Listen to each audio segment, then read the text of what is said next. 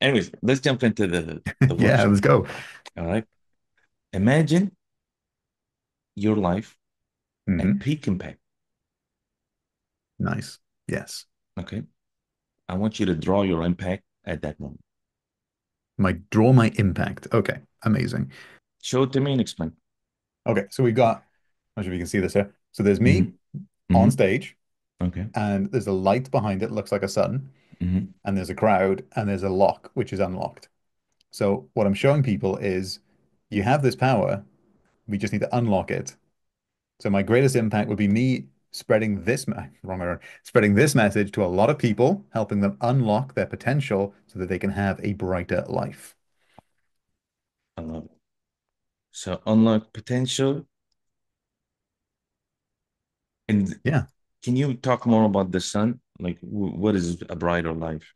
Well, think about this, right? So, like we were talking about, everyone has this spark of creativity, right? Divinity, if you want to look at it that way. Because I'll draw you another picture, right? Because this is how I conceptualize the whole religious stuff or the stuff that religion has co-opted. Because the Hermetic principles and stuff were around a lot before religion was. So, in my mind, we have three parts to our awareness, right? So we are the ego, right? I'm Will, you're Zaid, everyone's got an ego. That's our personality, that's our avatar. We then have our subconscious, which is greater than us. It's running the show, but it's part of us. So this is the part that does all the stuff like pumping your blood and things like that. And this really is the supercomputer that actually produces results. So if we think of it this way, the ego or the identity or the self is the selector.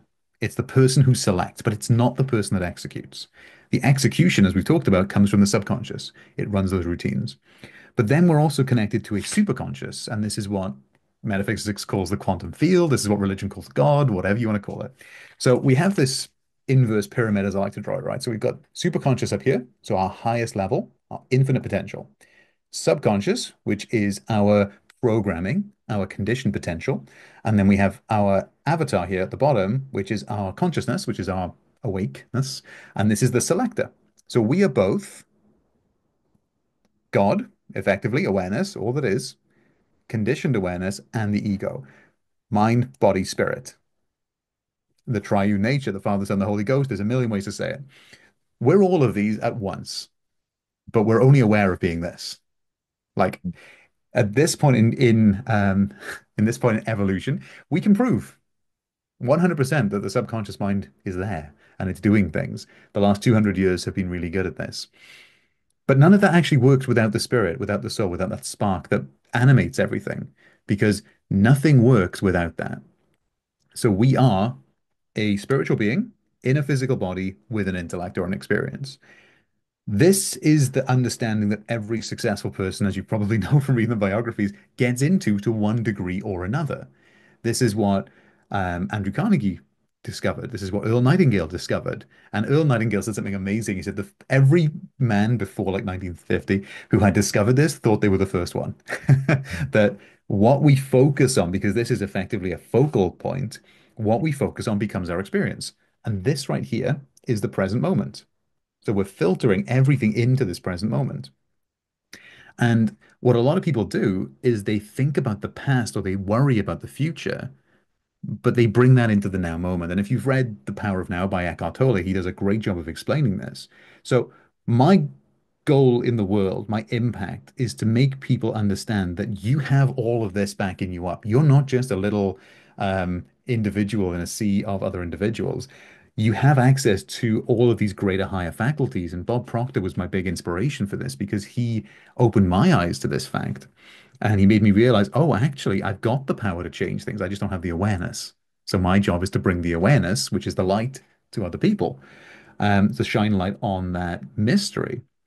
So when I can bring this message to people, then they can be empowered to actually live a life of their choosing rather than the life they were conditioned to live by society. Because for better or worse, the human animal is designed to basically program itself from the people around us at a very young age. And this is a good thing because it allows us to learn languages very quickly, societal norms. It allows us to pick up on what's going to help us survive. But at the same time, limitations are also imposed. We start to learn that, oh, if I speak up, I get shouted at. We start to learn, like, if I put myself out there, I could get hurt. Those kind of things, like the confidence that you were talking about. So my job, I called myself the hero maker only because you can be the hero of your own story if you are aware of it, if you make those changes. Uh, And that I want to push ultimate, back a little bit, go for it. just to go for something, all right? Because Let's do it. I kind of feel what you're feeling, and I love it. Hmm. But these principles and concepts, Hmm. especially the semantics of like the naming, Yeah. uh, is already out there, and people have been exposed to these ideas, Oh, yeah. and some people are still not heroic, right? No, of course not. So what is it? What is the like the Will Carter contribution or the because I think you taking all these ideas and then analyzing the almost the skepticism and then repackaging it into a more palatable language, more modern language, more pragmatic from your Possibly. perspective Yeah. Well, will be yeah. So both those things. First of all, what l is the Will Carter let me show you this. So angle? Yeah. first of And all, mhm, the information is out there, and this is in many ways a bad thing. Now, I'll explain what I mean there, but mhm, much like me, I know how to lose weight. I know how to eat mhm, healthy. I know how to do things. Don't do them because the mhm, conditioning doesn't allow it. And this is one of the really detrimental things about this age we live in currently. I'll explain what I mean. So, a mhm, couple of hundred years ago, let's say 1,000 years ago, mhm, if you wanted to learn the esoteric, you would need to go to, you need to be in the inner circle. And this is a mhm. great book on that, right? This is the Rosicrucian Handbook of Hermetic Textbooks and Success Secrets, the original Illuminati text. This is So amazing. I if you need to want, read that. if you wanted to learn the inner workings of the mind and the inner workings of reality, Mhm, and the church, by the way, big proponent of this, the inner circle, the esoteric, which is the inner circle, right? They knew that this is how the mind works. The Bible, and I'm just going to give this as an example. The Bible is not a history book. It's a book of parable. It's about mhm, mind. It's how the mind works. It's basically a mind manual. mhm, Whatsoever thing you pray, when you believe, you shall receive, means to step into the certainty of having it so that your mind will produce that result. Simple. And there's so many other things. I wrote an X post, right, about the casting your net to the right, which is the imagination, as opposed to the left, which is logic. The Bible is perfect. It's such a good book. But what the church does is they convince people that it's a history book, a book of um this guy who had powers that you don't have, and he's about to save you. So they take the power away from the person.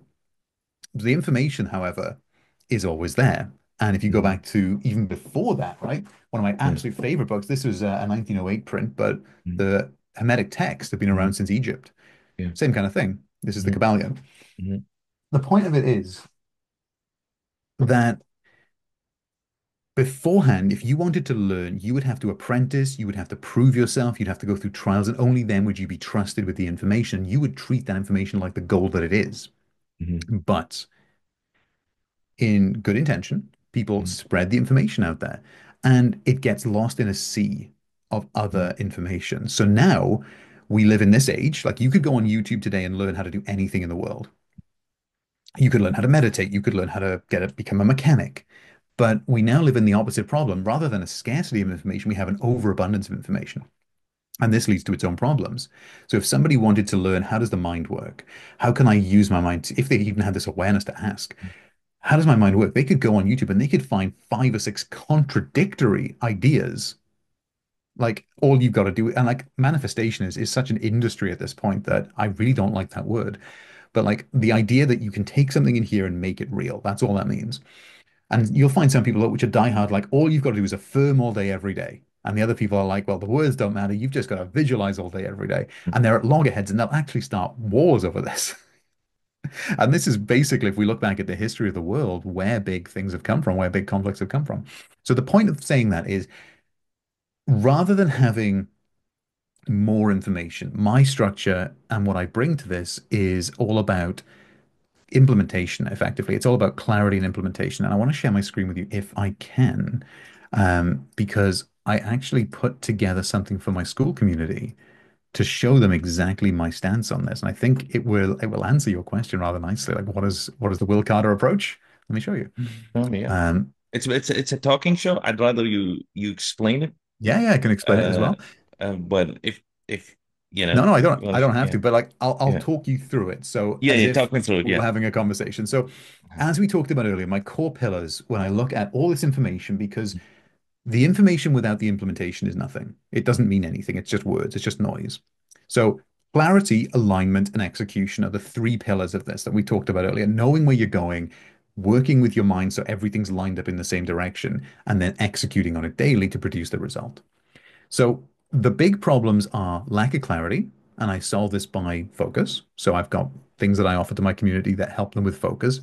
Misalignment, which I solve by identity reprogramming, so lining everything up in the same direction. And then lack of execution, we handle by accountability and effectively community support. Because as we've talked about earlier, when you're trying to do something alone, you are chasing your own tail. You're inside your own head.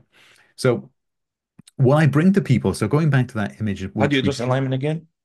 alignment is done via identity shifting or Identity. mental work, mental reprogramming. Yeah, identity Um, problem. you you can look at this from the level of limiting belief, but I think that that's a very surface level way of changing, because a belief is not a root cause. It is Hmm. a decision that we made, right? Based on And that comes, yeah. yeah, exactly. So a limiting belief is really just a limiting decision which we've accepted as true. Hmm. And the way that I have understood the world now is that the mental and what we see on the inside and imagination effectively is the causal power. And then what we see on the outside, what we do is an effect. So, for example, if I see myself as a healthy person, I'm going to do the behaviors of a healthy person. So it all comes down to who am I being, right? My state. Yeah, And and Neville this got, and my question was, um, let's say, like I share this parable. I probably shared it in one of the spaces Mhm. of the poet, right? And the poet that wants to be a master, Yeah. he goes to the master poet. The master poet tells him, go learn, like memorize all the volumes and come back and recite them. He Hmm. goes, comes back, recites them, and then the second step is go and forget Don't forget all. everything. Yeah. I Yeah, remember you saying this. yeah, go and forget the volumes and come back. When you forgot them, he goes and comes back and he says, you're a master poet now. And from an outsider's perspective, Hmm. it looks to me as if you're in that second phase with still haven't forgotten all the things that you've Mm. memorized. You Oh, know what I mean? I probably never will. There's But so but that's what I'm saying. It's because it is a choice to go and forget, and then what emerges is the pure expression or synthesis of the Will Carter approach, right? Man, there's so much to say about that as well. Yeah. But to give you sort of a one-liner answer, Hmm. because this information, like I say, on its own won't do anything. It's the implementation, it's the stepping into it, it's the being a doer, not a hero. So what I want to help people do, if I had to say there's one thing I want to help people do, right, is step into the hero of their story and actually do it rather But than the just hear it. clarity aspect is what in your system and in reality, right? The clarity animates action. Like for example, meditation is something that recently a lot of people have been adopting, right? Hmm. Uh, and then when you look at it scientifically, when you look at it in practice, when you look at it in all of these different perspectives, the merit of meditation holds. Yeah. You know what I mean? Because it's like, we're kind of like dopamine addicted. We want to always be, and your ability to kind of just sit in silence and Hmm. break all patterns, all automatic behavior has a lot of value to it, right? Uh, my point is that final form of meditation that we now all can experience and benefit from was shrouded in all this kind of, secret stuff. And, it, it, it had all these layers, right? That might have just been a way to kind of make it important, Hmm. throughout the time. But now with kind of clarity and just saying what it is from a psychological chemical perspective, that in, dopamine is this kind of is released whenever you're excited Hmm. to reach a goal, right? It's not the reaching of the goal, it's the No, it's the excitement, motivation. Yeah. it's the motivation to getting there. And you can kind of uh, get stuck in this pattern where everything is exciting. Oh, I need a cake. you know, Going to get the cake is exciting.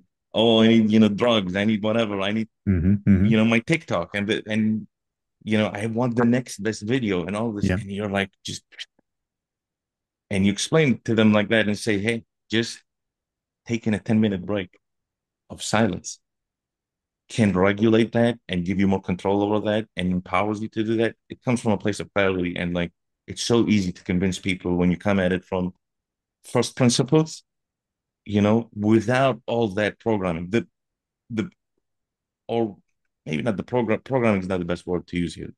Without all that mystique and The baggage. history that is Yeah. attached to that powerful concept of the beauty and power of silence and sitting, or silence and walking. To both can work. You know,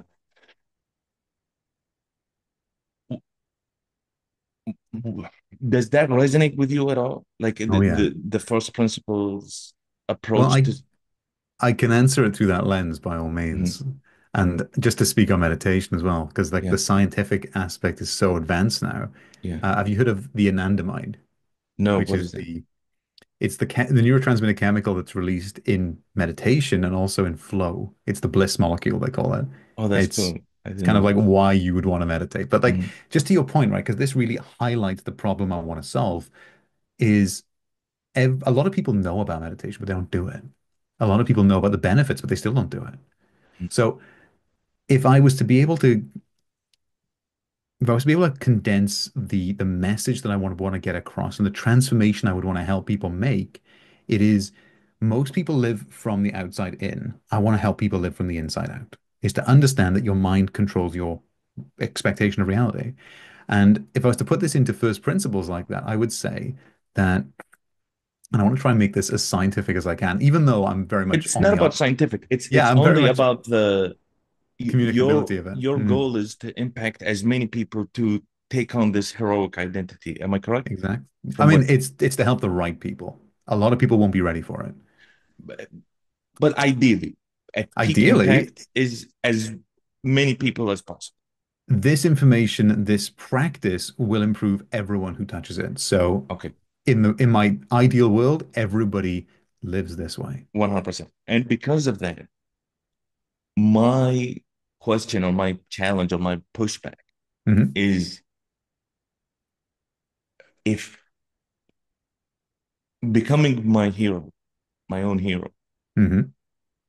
means I am not raising above its status anything that feels like it belongs to someone else. Like when you say hermetic principles, Hmm. that word has such a negative charge to people because of its history. You know what I mean? Or Not when you, really, not from my perspective. I've not encountered any negativity around it, but that but might just be my it's perspective. it's not just it's not. I'm just saying, like the Yeah, Bible, even the Bible. yeah, yeah. That I You can know, understand. I'll give you a better That is example. charged. Even the Bible, you tell someone the Bible says ABCD. Hmm. Alex Hermosi, another one. You tell somebody Alex Hermosi says ABCD, Yeah. they are not listening to ABCD.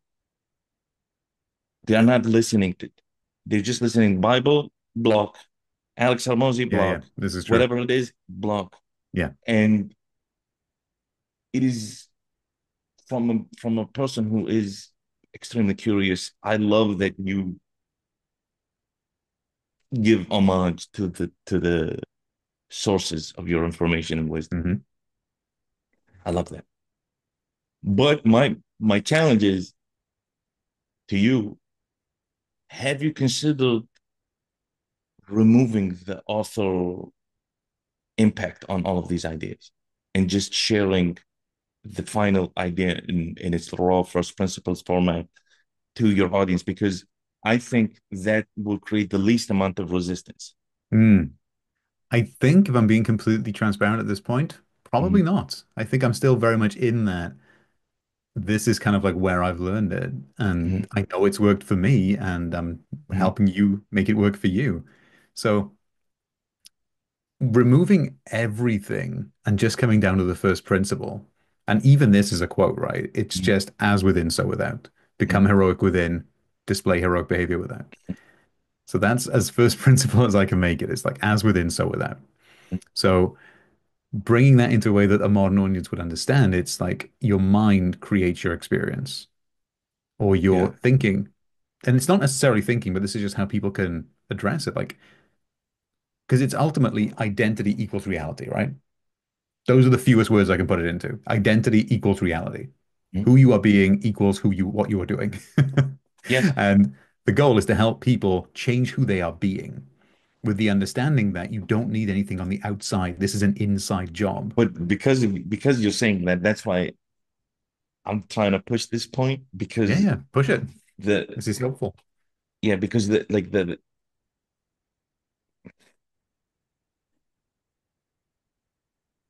people trust you. Mm, Anybody who wants to trust you is gonna trust you. Once you mm. start quoting other people, it's almost like you are compromising your own reputation, And it's depending interesting. on what their programming is negatively charged towards, Mm, right? And the best way to do your transformation is to have a conversation, download their programming, and then use their programming to deprogram them, right?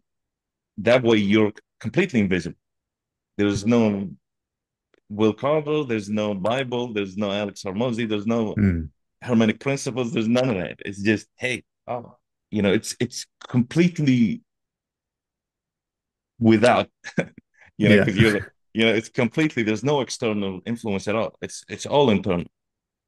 And I just want to push back on that just a little bit, just to plant that seed, in I your mind. love You don't it. have to have an answer, but Well, what I will say, right, and this is going to be true throughout my life. This is why I've got two mentors right now, is like I can't see the other side of the moon from where I stand. Mhm, And one of the things that I've learned in my lifetime is the power of an additional perspective. And this is one of the reasons that masterminds are so powerful, is the power of additional perspective. Like I only see what I see, and I don't know what I don't know. mhm. And Yep, absolutely. I've got the awareness of it, right? Because Mhm. without the awareness of it, I stay stuck. So Yeah, I absolutely love when I see these additional perspectives, especially from a professional yeah. who knows what to look for.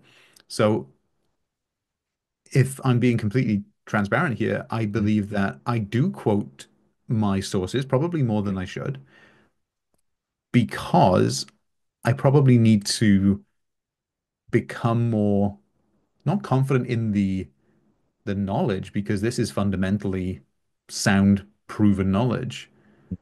And also the method that I'm using, primarily hypnotherapy, is one of the most studied and trusted sources of behavioral change. But perhaps, yeah, perhaps there is a lack of not conviction in it, but conviction in why people would trust me. Mhm. Kind of like what we were talking about earlier, right? Mhm. So yeah, I think probably I am still in that second stage of being a poet. Yeah, the second stage of being a master poet, but you know, you have that touch. That's what I love about your mission is that you do have this ability to listen Mm, and then give people the perspective that they're missing, right? And the less resistance or the less visceral negative reaction, you can get, the better. And it's almost like just an extra level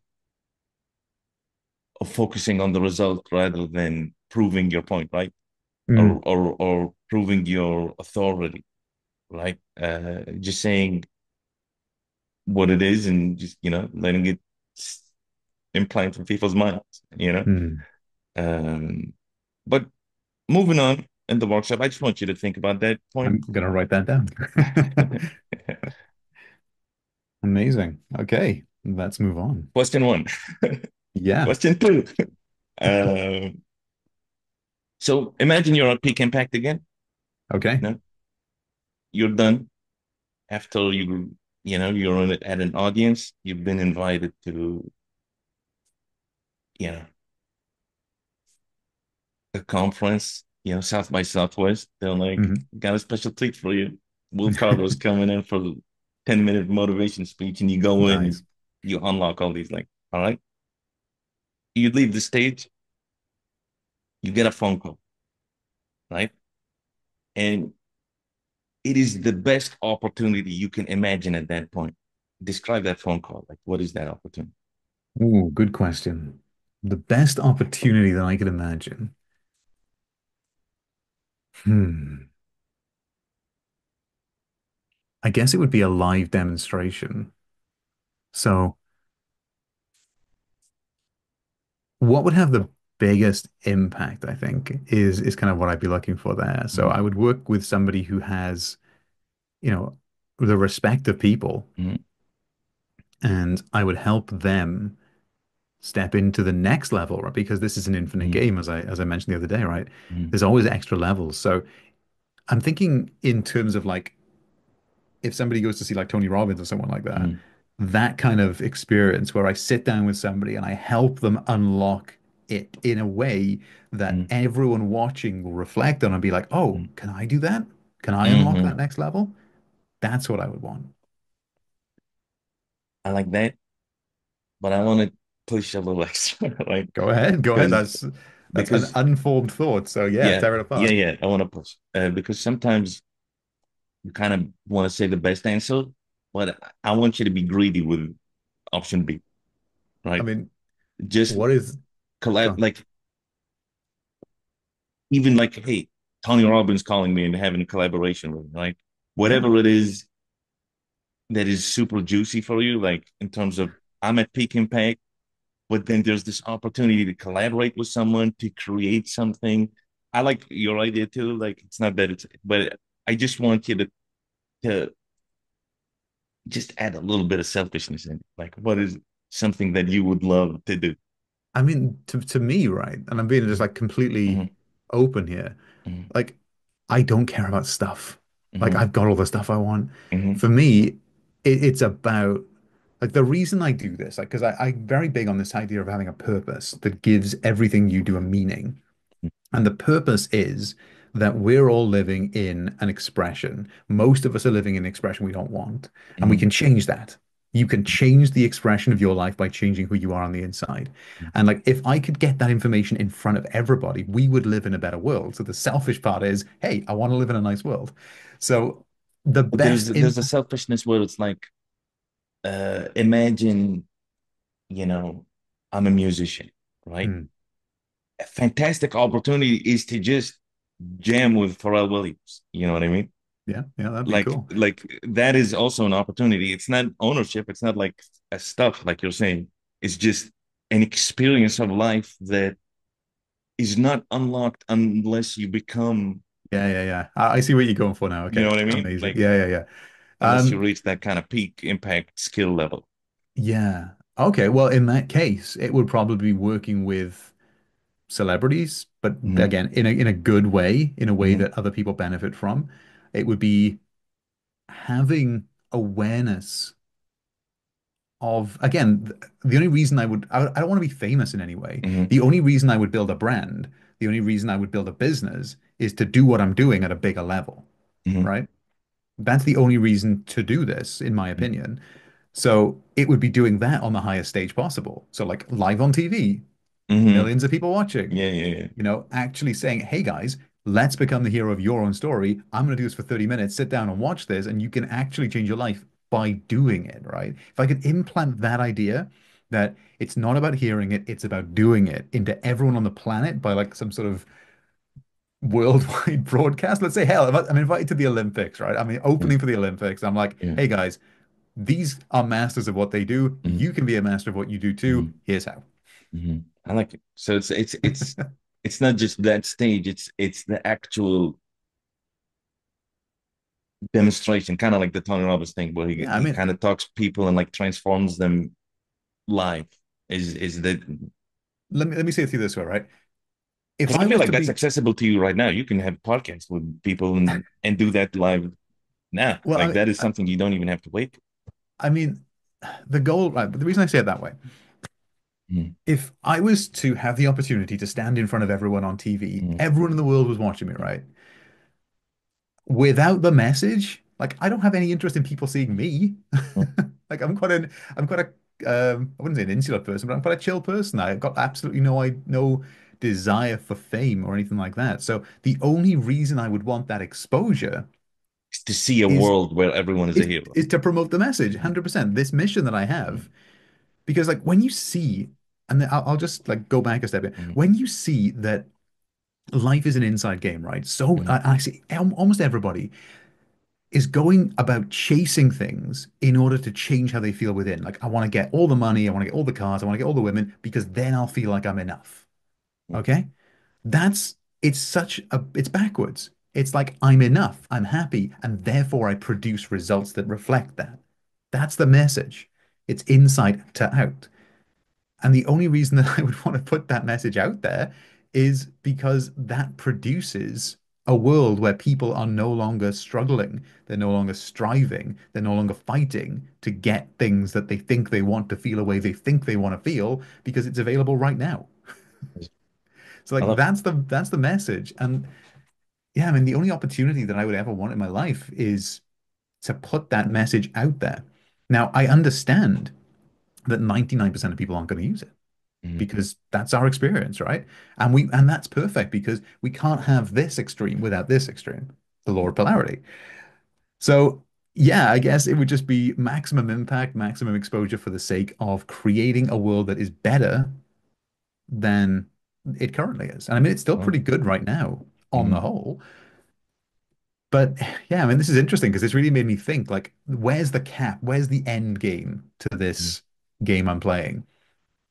And it really Yeah, would be kind of like, it is interesting. Like we're gonna dig deeper in the coming questions, but it is it's just one of those things where it's like for example, Mark Zuckerberg, right? mhm, Uh, he is now collaborating with some of the best fashion designers in the world, for his whatever glasses that he's in without building something that big and that cool. mhm. He would not have that just the enjoyment, the self-fulfillment of working with and collaborating with such high level of creative Yeah, talent. playing at the top level. Yeah, just playing, exactly. Just play. And that's kind of where I wanted to get at is that like at the top level, who would you like to play with? You know what I mean? Well, yeah, I mean, Maybe it would that's a be, better question than how I'm framing it, but no, I see it. I see it. Like, and it yeah, would be those elite performers. It would yeah. be those people that understand that it's an inside game and they just want to see how to do it better. Hmm. And like one of the questions I like to ask people when I'm setting up community, just come back to Hmm. that. In my community, I said we don't complain here. We we explore options. We look for how Hmm. can I do it better. So yeah, I mean, if I was to say ultimate version of success to me, right? Ultimate Hmm. version of success. So I'm known by like, kind of at a Tony Robbins level, but the next level up. Like I've already got the message out there that your mind is what needs to change, right? So I've got the message out there. People are, problem aware, they're solution aware, and they're product aware. And now it's a case of playing. Like you said, I work with the best of the best. I Yeah. help them optimize. I'm the heroic Like an all-star optimizer. tour. You go like, Yeah, how music festivals tour. yeah, exactly. It's So now you're touring with with the best of the you know how best. like Yeah. Tony Robbins is the guy they call in to like help Hmm. royalty and Hmm. celebrities, that kind of thing. Hmm. But with the expectation that by people seeing that, they will then look at themselves and be like, well, if they can do it, I can do it. Because that's Hmm. ultimately it, right? Hmm. This is a goal of inspiring people and bringing this is it. This is actually an unlock for me. The goal is to bring people's awareness to the fact that it's a mental game.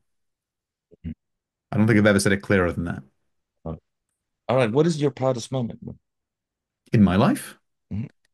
Ooh, good question. Unrelated to this, I would imagine. I saved somebody's life once on the top of a mountain. That's I'm pretty happy with tell that. that story. What happened? We were at, I mean, it's just a silly little thing, but Mhm. we were at Snowdon in Wales. Right? It's the tallest mountain here in Wales, and it's got this peak, which a lot of people try and climb up, and then it's got like a touchstone at the top, which is it's like narrow. It's maybe uh 2 or 3 meters across, and we had like a bunch of people up there, and like someone was about to fall. I reached out and I grabbed them and I pulled them back Mhm. up. Mhm. And it would have been a nasty fall. They probably wouldn't have died, but like the way it's set up is you've got the peak of the mountain, and then you've got like this hill on the top. So it's like a double peak, but they would have been a nasty fall. So I'm proud of that. I did. It's a little poetic as well too, because like uh it's kind of foreshadowing, right? Like you're like, hey, even at your peak, you still need a little bit of help, right? My God, yeah, I hadn't even thought of that. But that's a Uh, moment that I thought if I yeah, wasn't in that place at that time, something bad could have happened. yeah. Um, and it's a good thing I was there. I am proud of all the people that I have trained in my Mhm. career and helped them step into, like, I was training mortgage salespeople, right? And helping them step into the confidence of being able to do the job well and actually get enjoyment out of it rather than thinking of it like a grind. And trying to help them see things from um, that level of awareness because in especially because it was all phone based, right? And there's a thing called like phone bank, which is like where you go into the call center and you're on the phone. There's an element of dread that a lot of people have to that because it's quite soul destroying work. But when you step up to the sales side of things, and a lot of people on sale floors feel this too, helping people see it in a good light and just shift their perspective so that they actually get more enjoyment and they do a better job. So, Mhm. as a part of the management team, that's what you want. Yeah. That's a win-win for everyone. And I'm proud, I'm very proud of that. Um, uh, Again, I've gone through body transformation. I've lost like 40 to 50 kilos. I'm pretty proud of myself for doing that. Yeah, that's But like ultimately, 120 pounds for all the American yeah, listeners. yeah, it's a lot. It's a lot. Yeah, I yeah, was a big guy. yeah, yeah. But I think the one thing that I'm proudest of, obviously, I've built a family. I've got Mm. all the trappings that you'd want with that. Yeah. It is the fact that I was curious enough to stick with this exploration of myself, even when it got very tough. It's like this curiosity that I could have ignored, and I would have still been in my NPC mode, going through the motions. I would have still been in my corporate job, but it was kind of like my relentlessness. Like, no, there is something to this, and there is something that I am meant to do here in this arena. This is why I always keep coming back to it. Mm. I could be playing video games, but I've got my nose in a book. There's something that calls me to do that, and I will not let that go until I figured it out. And I guess my proudest thing in my life is the fact that I've stuck to that. Figuring what out? Like, what is the it there? This message that it's a mental game, that life is Mhm. an inside out game. Because I mean, if you study this kind of metaphysics, you get glimpses of this, right? And like very surface level stuff like the law of attraction and all that stuff. Because I read The Secret back in 2006, like everybody else. I was like, oh, that's a fun book. And I actually did find, because there's a story in the book, right, to look for something small. And I actually found a feather that same day, which is what I wrote down. And I was like, oh, wow, that's cool. And then I put it down for like 10 years because I was like, nonsense. Hmm. I was an atheist at the time. I was like hardcore atheist. And I was like, nonsense, nonsense, Yeah. facts only, please, science only. Um, but it planted the seed. It Hmm. planted the seed that it's a mental game. And then as I went back through the years and back through and I really deep dived into studying with this and I worked with some amazing people, it couldn't leave me alone in terms of like this idea that I'm struggling on the outside to find something, right? And as the salary kept going up, I thought my enjoyment would go up. I thought my satisfaction would go up, but it didn't because I was trying to overcome a gap in myself, right? I was trying to find fulfillment out there. And there's a great saying that there is no out there. This is a reflection of what's in here. And this idea, right, that I can change my mind, I can change my identity, and my world will change, or how I will show up in the world will change, and I will produce different results. That is it. That fascinates me beyond anything else. The idea that I can change something in here and have something out there change. Yeah, that That's that it. is yeah. That's the it. It's That's it. the That's my entire life. That is what I want to Mhm. be. If I could do nothing but spend my entire life mastering that, I would be happy. um what's your story? What's my what? Story? Mhm. Wow, where do you want to start? My story. Well, so I'll start from the beginning. So I was born to a military father and a very nice housewife mother who was a Jehovah's Witness. So I got brought up in the Christian way. Um, very, very strict childhood. I was the eldest of four children. Um, I was religious for a time. My sister was killed when I was 10 and she was 8, and that Wow. caused the family to fracture. Killed like Uh, murder or medical negligence. oh So yeah, damn. So yeah, in a way. yeah. Um, but yeah, she had a problem with her heart and she was left unattended for like a day and yeah, didn't make it. But as you can imagine, that caused problems in the family and things started to break apart. And I was between Spain and the UK. I had very severe anger issues as a Mhm. child, coming from this position that I had to be the very best because I was military raised, and also this rebellious nature, which manifested in a fear of success and failure, by the way, which was a beautiful combo for a miserable teenage life. So I got into drinks and alcohol when I was like 14, 15. Yeah. And that was my life for like 5 years. I fell into a sales job, which was great because I was able to take some control of my own income, and that was beautiful. I didn't go to university, but I was very fortunate that when I was 19, I met my now wife. And, we'd met in school and she'd gone away to university, but we got together at a friend's funeral because unfortunately we had a friend pass away. And though I was still going through a lot of the stuff, coming from a very dark place in my teenage years, we got together and she's kind of like been the the guiding light. And we've been together now Yes. almost 20 years. Yeah. But from that point, I started to see a way out. So I rejected all of the drink, and I haven't had a drink since I was 21. Yeah. Um, and from that point, it was a very gradual raising of awareness, right? So I got into sales. I started off in insurance. I did IT sales. I did a bunch of stuff. And over the years, there were ups and downs. A lot of my negative programming was displaying itself, like self-sabotage. I would get a good job and I would do something to lose the good job, and I'd have to move to another one. Uh, and over this time, there was like a very big need to be good at stuff. But I would hold myself back from being good because my experience was if you're good, the only result is more work. So I had this need to be good and this deep desire to be good, but this also this safety mechanism that you don't want to stand out because it'll just mean more responsibility and you don't want that. And it took years, right? Hypnotherapy, I had to go to a bunch of people to help me see this from the outside. And then I went into work for the bank, which was kind of like my last 10 years. And I got into mortgages and I started doing really well. And it was only because I started to work on my mind and remove all of that programming that was in there that this actually happened, which is what led me down this journey. And then I started studying, really studying. all of the greats that we talk about, like Napoleon Hill and all that. And that led me to 2 years ago. So I'd been in my job for 8 years at that point, into management, helping people, training people, coaching people, really starting to feel like I was doing well. So that first Mm, desire was met. But there was also that feeling like this isn't what I'm meant to do. It was a dissatisfaction. The fulfillment that I was looking for wasn't there. And then 2 years ago, I remember this yeah. quite well. I was listening to a guy called Edward Art, who's a YouTuber who sort of interprets old lectures from Neville and other people. And that was really the penny drop, right?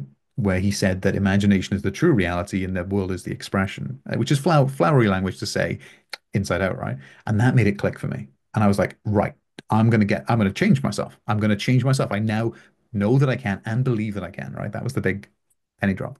So I decided I was going to get fit, and I did. Uh-huh. I decided I was going to get my mind in order, and I did.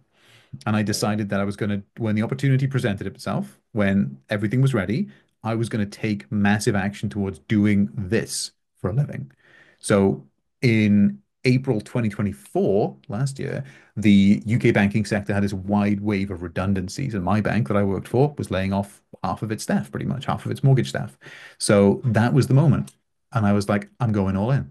I'm going all in on me, and I will become the kind of person that I want to be, like my mentors were. So I made a goal, which was I want to reach Bob Proctor's level of success before I die. And that's when I basically dove in with both feet. That's when I signed up for X in May. That's when I started helping people for free because I'd Yeah. seen Hormozi's videos and I was like, okay, I don't care about money right now. Let's just get in and get good, and then figure out the rest later. Uh, And that has been the story. So so that since is the April, transformation since like a kid who was raised by two, I guess, dogmatic people, because like the army comes with its own dogma and then Jehovah's very Witness. different people, I would say. Yeah. So I had a very strict father and a Mhm. very acquiescent mother. She was very Yeah. soft.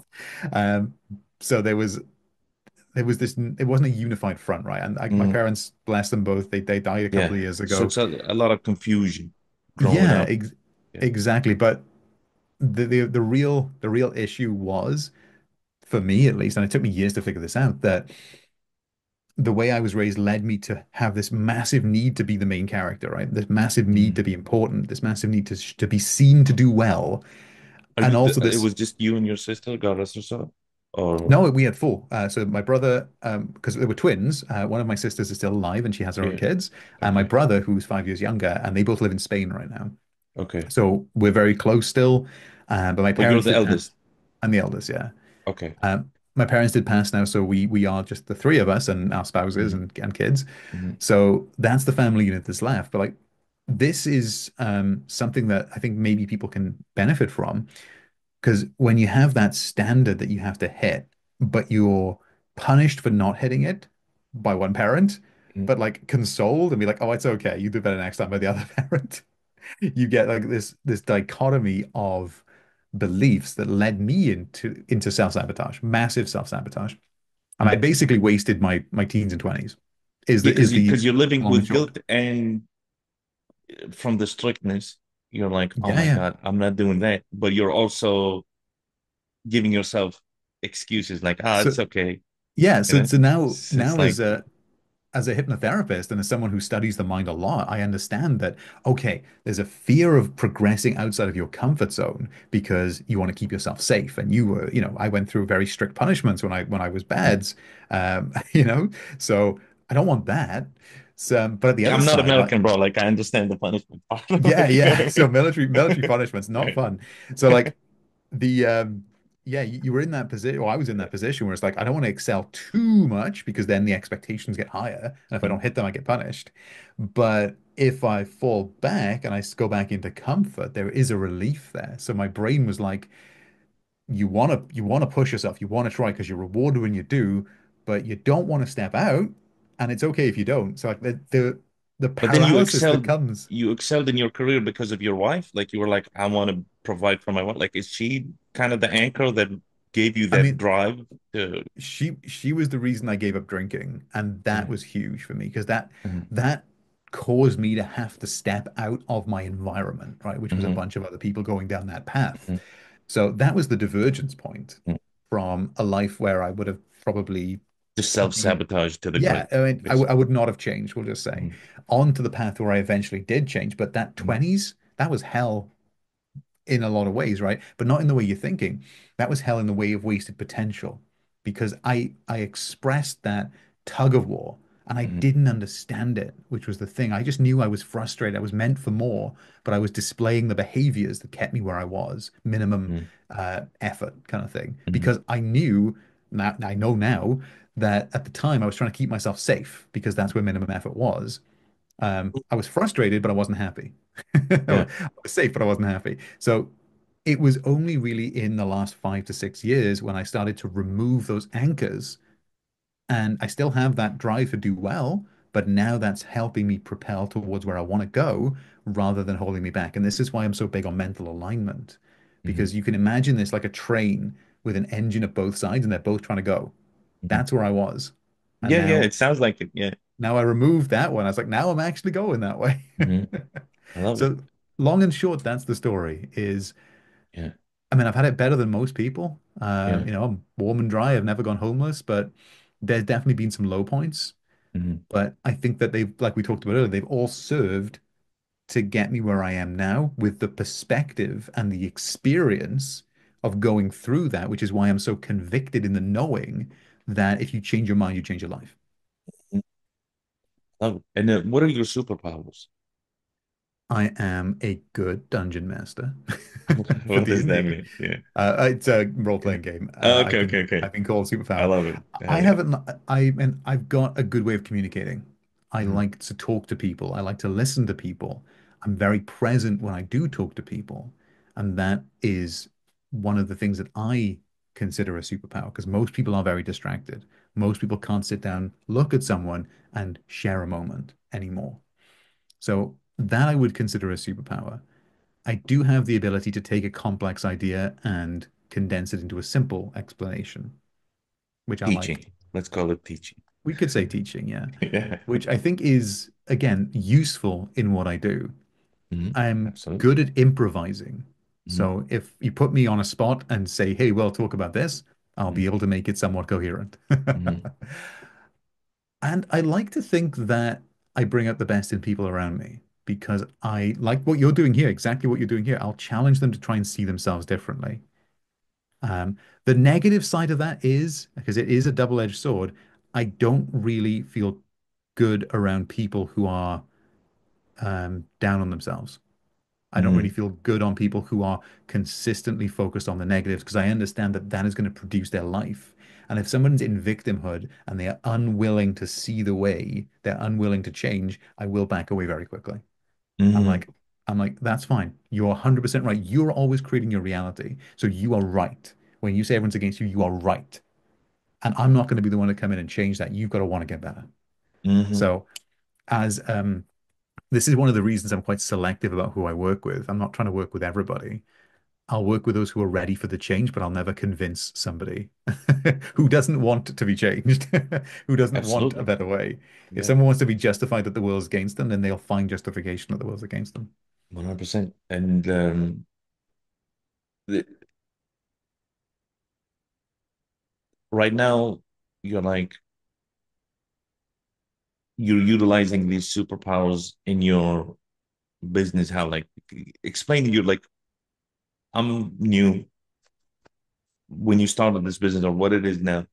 What Mhm. is the business? Like, So and currently how the does the biz superpowers line Yeah, up with sure. that? So currently the business model is mindset coaching directly one-on-one. That's the primary driver. So that's my core offer. So that is a 12-week program where I help people shift their identity. And the big way I display the powers here, this is why I think this is the right way to go for me, at least for now, is a lot of this is going to be sitting with somebody and understanding how they see things, where their awareness has been. So my goal when I say to somebody, very much like you did there with me, tell me what's going on, describe your current situation, describe your current challenges. I'm listening for how they see things. When they start to describe themselves, and this is something you learn in NLP, right? Is people have a way of describing things that will give you an insight into how they're programmed. Hmm. So being able to sit down with somebody and they say, I always do this, I never do this, I'm seeing things this way, helps me understand where their mind is pointed. You can think of it that way, right? So I where their like that searchlight is pointed. frame. Yeah. And what I'm looking for there is like if they're always thinking, right, this never works out, I'm so frustrated, they're pointing their lens on the fact that it's not going to work out, which means that's what they're going to produce ultimately. And then the goal of this is to try and help them see this. So I want to use this very relaxing, very calming language to say, let's gently move that searchlight from this point to this point. What would it look like if, you did this? And that is about trying to shift who they are being and ultimately guiding them into responsibility that they can then change that. And by changing their focus, they change their life. So that is how I like to display this in a one-on-one setting, which I think is kind of like the biggest impact I can have with somebody is a one-on-one setting where we go through their awareness and we help them move it to where they want to be. So So that it's takes a it's step one is diagnosing I call it the mind direction, where the mind is pointing, yeah, that's a right? that's a great way to say it. And then step two is you shift them into like a more prosperous direction with pointed questions or something like that, right? That I mean, questions are a big part of it. If we go through the traditional coaching route, so one of the first things I did last year when I decided that I needed to get skilled at this, because I've been doing coaching informally as part of my As the work. sales, yeah. Yeah. Yeah, I've been helping people do this informally as part of my Mhm. sales training for years. Mhm. But going out into the market, I did feel very underqualified. I mean, Mhm. I have a mortgage degree, basically a degree in finance, but that didn't really help this. So I got one of the first things I did was I got a certification from this guy Very cool. who was my first mentor. Mhm. And I understood from that that the goal of coaching is to guide people into responsibility. It's to guide them into ownership, essentially, from victimhood, where things are happening to me, into ownership, where I make things happen, right? That's the big behind the scenes coaching tagline. So the process that I came up with was a six-step process. And step one, like we talked about, is observation. So we understand the current reality by the current behaviors. Then we work on the desire because we have this ability to imagine things that are better than what we have. And that is the part of us that's higher than the senses. So I tell people, like, get creative. What would you want? Kind of like what we did with what's the The outcome that you opportunity, want? yeah. Yeah, exactly. Yeah. So understanding that if you can imagine it, you can create it or create Mhm. a version that you believe you can.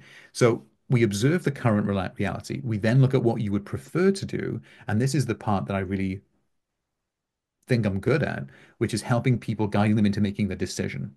Because nothing changes. This is kind of like the information versus action. Nothing changes until you make the decision to actually do it, to become that person, to say, I've had enough of being this person. I'm going to be this way. And this is why I was able to lose so much weight, how I was able to make so much money, why I was able to become a fulfilled person. I made the decision. Now, this is where things go real bad. The old paradigm, we can call it, the old man, as the Bible calls it, will fight you. The old programming will want to keep you safe. And again, this was my 20s. This was my entire 20s. So we persist in the new, even though the evidence outside of us is showing us the old. And this is why change is so hard, because most people will look outside and they'll say, right, I've decided I'm a fit person. They'll step on the scales, it'll show them a number they won't like. And then they'll say, oh, this means I'm an overweight person. But once you've made the decision and you identify with that new person within, that's the trick, right? You stay there, you stay in that regardless, because that's how you keep making the actions that the person you want to become will make. So persistence is really where people need the most help, I have found. So this is why I'm on deck to help people.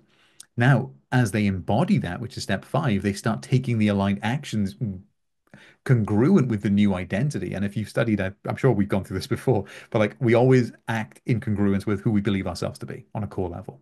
When we're installing that new identity, when we start to see those actions being congruent, that's when we know we're starting to make effective. And that becomes easier then over time, which is why change is hard at the beginning and gets easier. And then finally is integration. We lock that in, we make it a part of our identity. And that's ultimately how I help people is guiding them So, through that yeah. process. So it's observation.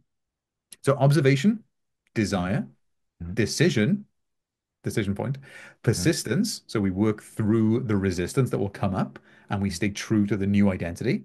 Embodiment, which is when we start displaying the behaviors automatically. And then integration, which is where we lock it all in and then we look towards the next goal. So that's Mhm. my 6 steps.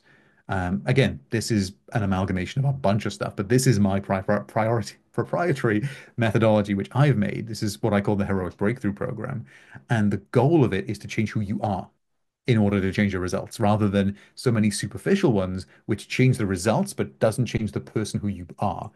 And as a lot of people have found out the hard way, you can give a poor person a lot of money, but unless they become a rich person, they ain't going to keep it. Uh, And that's yeah, I love the, that. Jim Rohn is like yeah, the goat exactly. of all of this. Yeah. He said, if someone gives you a lot of money, you better get rich quick. Yeah, you better. Yeah, if someone gives you $1 million, you You best better be a get, millionaire. exactly. Yeah, he's great.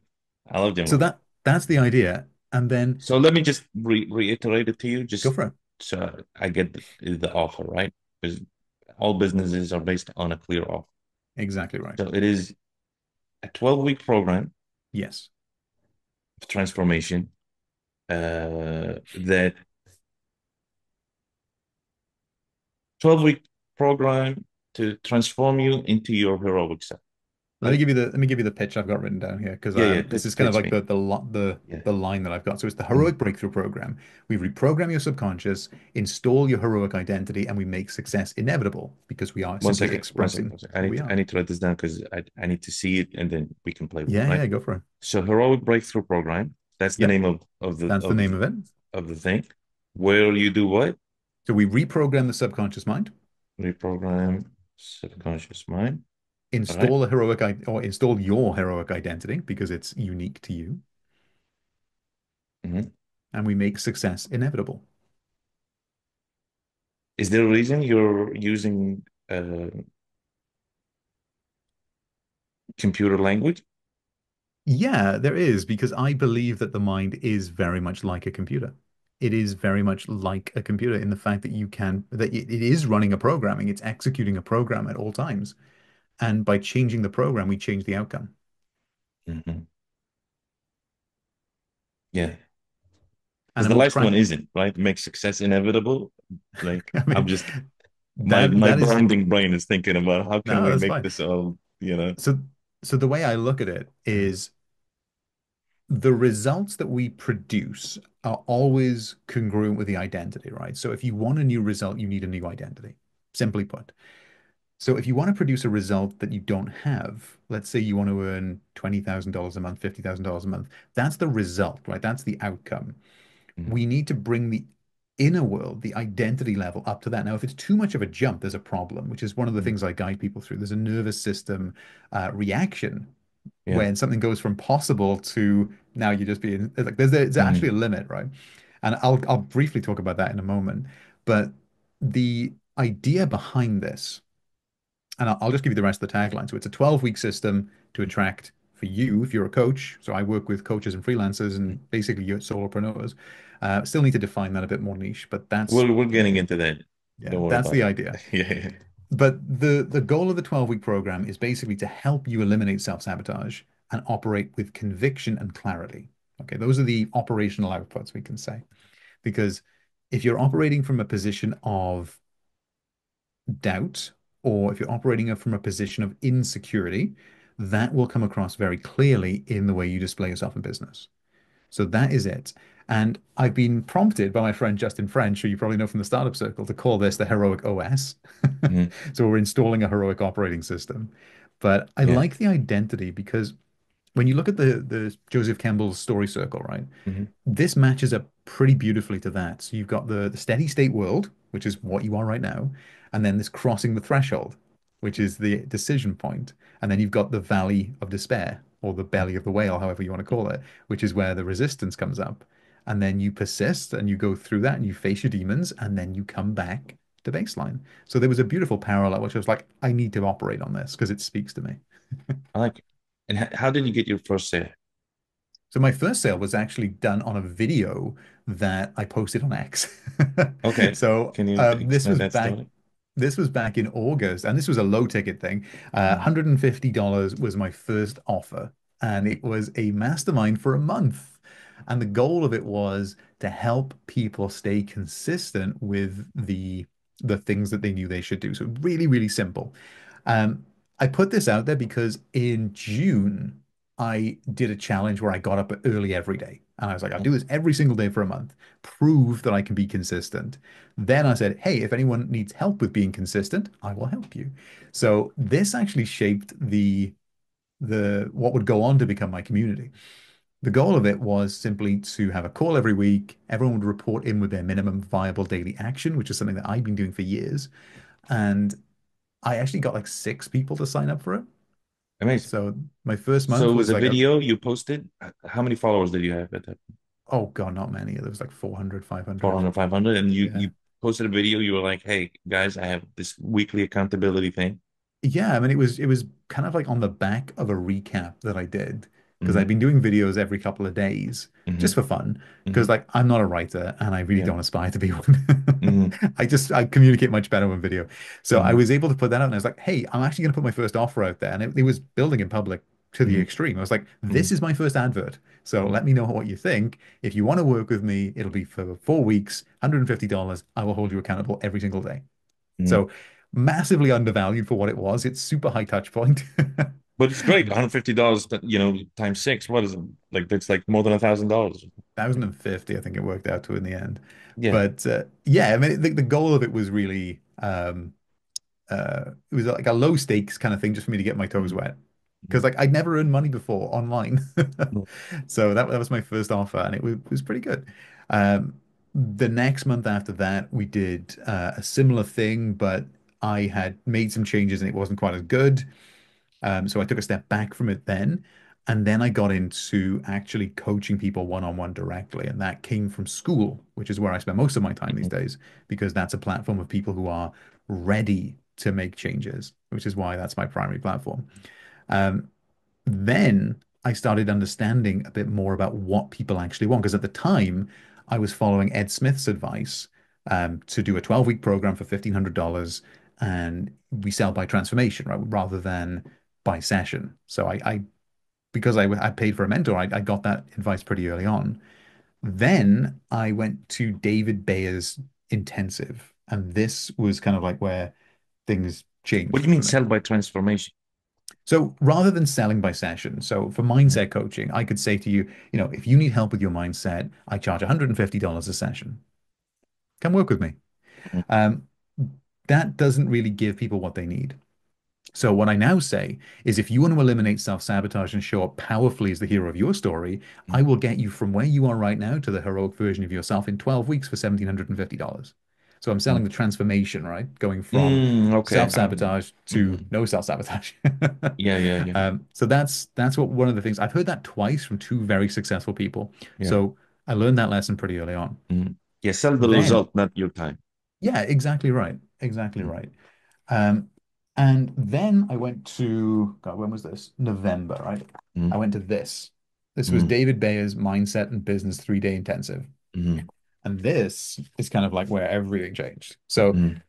I sat down with one of his sales guys and they were pitching me a $25,000 a year program to be part Mhm. of their inner circle. I was Mhm. like, cool. I'm going to learn. I'm going to check Mhm. everything out. I didn't end up going for it just because Mhm. I didn't really feel like I had the business at that point Yeah. to benefit from it. But what I did do is I sat down with one of their coaches, their advisors, Mhm. and they looked at my business model and they said, "Why the hell are you charging so little?" Mhm. Because they said that realistically, and this was a big eye opener for me, if people are going to change, they must be invested. They must be invested. They must have skin in the game, like real skin in the game, because people pay attention to what they pay for. And it's a Mhm. vote, right? Going back to what James Clear says, it's a vote for the person you want to become. You're literally Mhm. voting with your money. And the more they spend, the more important it is to them. So to get them the ideal result, you must charge a lot. And I started to think, where have I heard that before? And I heard that from Andrew Kirby. So I started thinking, okay, well, in that case, let's go ahead and make something that really does the job, really takes people from where they are to where they want to be. And it's going to have to be premium. It's going to have to be expensive. And it's going to have to be so good that I over deliver it more than 2x the value. That was kind of like the benchmark I had in my mind. So that's where this program came from, the Heroic This Breakthrough program came program. in. And did have you sold a program like that? So this one of 2997 I've done for free. This is the new one. This only really got launched a couple of weeks ago. Hmm. I did a space on it. So this one is still waiting for its very first customer. But I have Amazing. gone And through, what is the price point? so it's Uh, 2997 two was what nine I was nine. Okay, so recommended. $3,000. That's what I was recommended. We'll Yeah. we'll we'll test it because ultimately I'm confident, I'm more than confident that this is going to be worth it. And the the advisor that I sat down with said make it between 3 and 8,000. I think I actually have that in this book. Yeah. Um, because if people aren't there yet, they're going to be interested and not committed. Um, they said to me that most people, most business owners will put together $3,000 if they want it. Here we go. So this is under the core offer. It Hmm. says here, make your one-on-one offer between 3 and 10K. And I'm still on the early side of that. I'm still new with this. I'm Yeah. absolutely convicted that this is the highest leverage work that somebody can ever do for themselves. So, Sure, but it's it's one of those things where it's like the target market, which is the next question is who are you serving? so spiritually inclined entrepreneurs earning between four and $10,000 a month. Spiritually inclined entrepreneurs earning between what, how much an hour? Four and 10, between four and 10. Earning between 4K and 10K. Yeah. And these are going to be people who have tasted the success. They know that they are capable of producing it, but they are self-sabotaging. These are going to be people who are grinding all day, every day, and not getting the result that they want from it. And you think they're gonna pay 75% of their income? Yeah, absolutely. If I can position it correctly, because these are the people who need the transformation the most. And it's 75% of 1 month of their income, give or take. So for a 12 week. But that means they're not your target because they still have to pay salary, rent. They have to pay all Well, of these as other a, things. as a solopreneur, they're very specific. It's a one person business model. So that's currently the offer What do you mean because as a I solopreneur? so as a one person business, they should not have employees. I'm not going to be working with that No, no, I level of mean person yet. rent, their house rent. No, possibly. I mean, it's going to come down to because, like I say, I've invested when I didn't have the money, and I've invested when I have had the money, and it's not really a question of whether you have the funds before you make the investment. It's are you deciding to make the investment, and then you'll figure out a way to get the funds. Um, so yeah, that's my target. I can see you have I'm just thoughts. Hit me. trying to th think about it. Like, I don't think the 10K probably, Hmm. uh, but I don't see, like, to be honest, I don't see the value. Like, can you justify it for me more? Because let me challenge it this way, right? Yeah, go for it. Uh, I always had a problem with these people, like Grant Cardone, Tony Robbins, all these people who Hmm. have this, slippery slope into $100,000 a year, Yeah. $150,000 a year Hmm. situations. We're like, oh, you go and travel with me and whatever, and it's all based on this one principle that I can't wrap my head on, which is there is something deficient in you, and I am the one who's going to remove that deficiency. Hmm. Where in reality,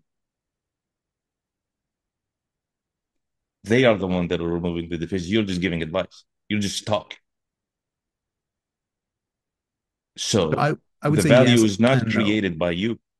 I would say yes You're, and no. hmm? I would say yes and no to that. Yeah, So tell me. so like I say, put yourself in the position of like a really frustrated entrepreneur. Mhm. Now, you are absolutely right in the fact that I'm not doing anything. I'm just giving you the awareness, right? So Mhm. you could say talking, but it's also positioning yourself to see things that you couldn't see for yourself. Like here's the But that is big. such an arrogant perspective. Don't you agree? Or I don't agree because I've gone through it. So Mhm. let me say it another way, which might land differently. So you have all the information, right? So you know what Mhm. to do, but you're not doing it. Why? I know what to do, but I'm not doing it. Why? It's because I might not have done the work, like the internal work of uh, sitting, listening, uh, possibly. thinking about root cause stuff, like this kind of technique, Yeah, basically. exactly. But what most people will do, and the reason that this is so transformational, right? The reason that this is, in my opinion, the highest leverage work that someone can do for themselves is, and again, let's be completely transparent. No one needs a coach for this stuff. It is, you can do this alone. You Mhm. can do this alone 100% of the 100%. Most people won't though, which is the problem. So you can give somebody the exact blueprint on how to do something, lose weight, earn more money, whatever it is.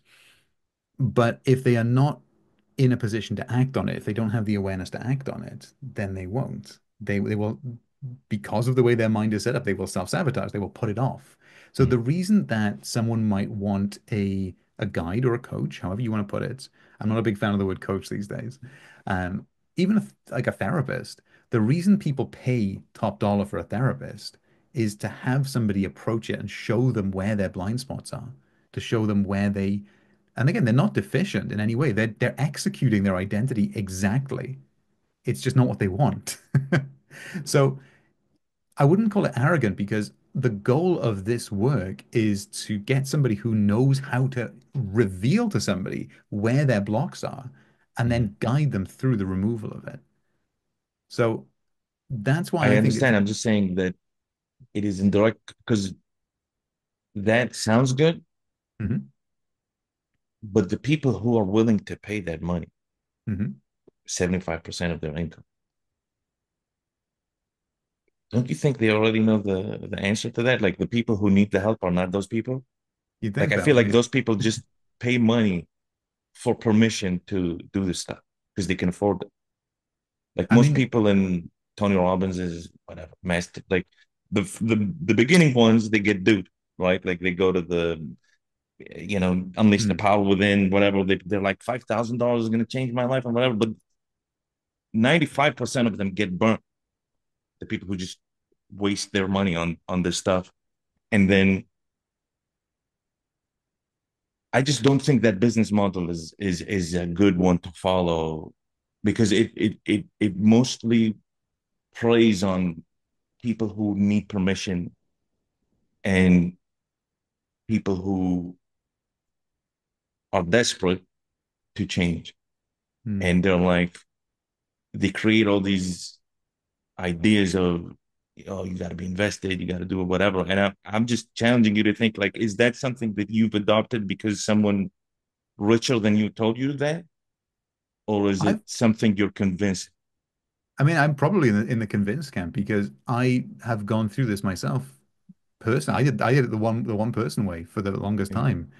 And like the goal of this would never be to give people permission. And I know exactly what you're saying there because like if we're talking down the accountability route, which was again the first business, that is a case of I'm holding the standard and you're meeting the standard, you know, as opposed to what I always say to people is like, if you're holding yourself accountable, you're bringing your standard down to meet your effort rather than bringing your effort up to meet your standard. So I think that there is like a lot of people, like the stats show that like 90% of people who buy any course or go to any event don't do the work. So my thinking process is always like, how can I actually get people to do the work? Coming back to what we were talking about earlier. And the big aha moment for me was like when people go to an event, and again, I was learning from the guy who went to the Tony Robbins thing. And like he was saying that it is just like, 12 1-hour meetings a year. Like, is that worth 100 grand? Not to me, and probably not to most people. But when somebody's gone through this transformation, you realize that like I knew what to do, but I wasn't doing it. And I knew this for years, right? When it came to losing weight, I knew what to do. I wasn't doing it because I had this background stuff that I wasn't aware of. So I the know, goal but for, let's say you had an access to a community yeah, for a tenth of the price of what you paid for a coach. yeah. Well, even less than that, and I'll come on to that in a moment. I think Yeah. that the community, this is where I'm pivoting into, because the community, I think, really is. it's great for that accountability stuff. It's great for that standard setting, but it's not great for having that one-on-one attention. Like, why would you go to a hypnotherapist, for example?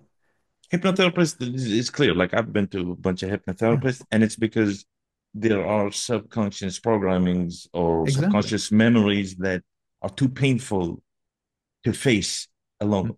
And I do need guidance because I don't know how to break through that.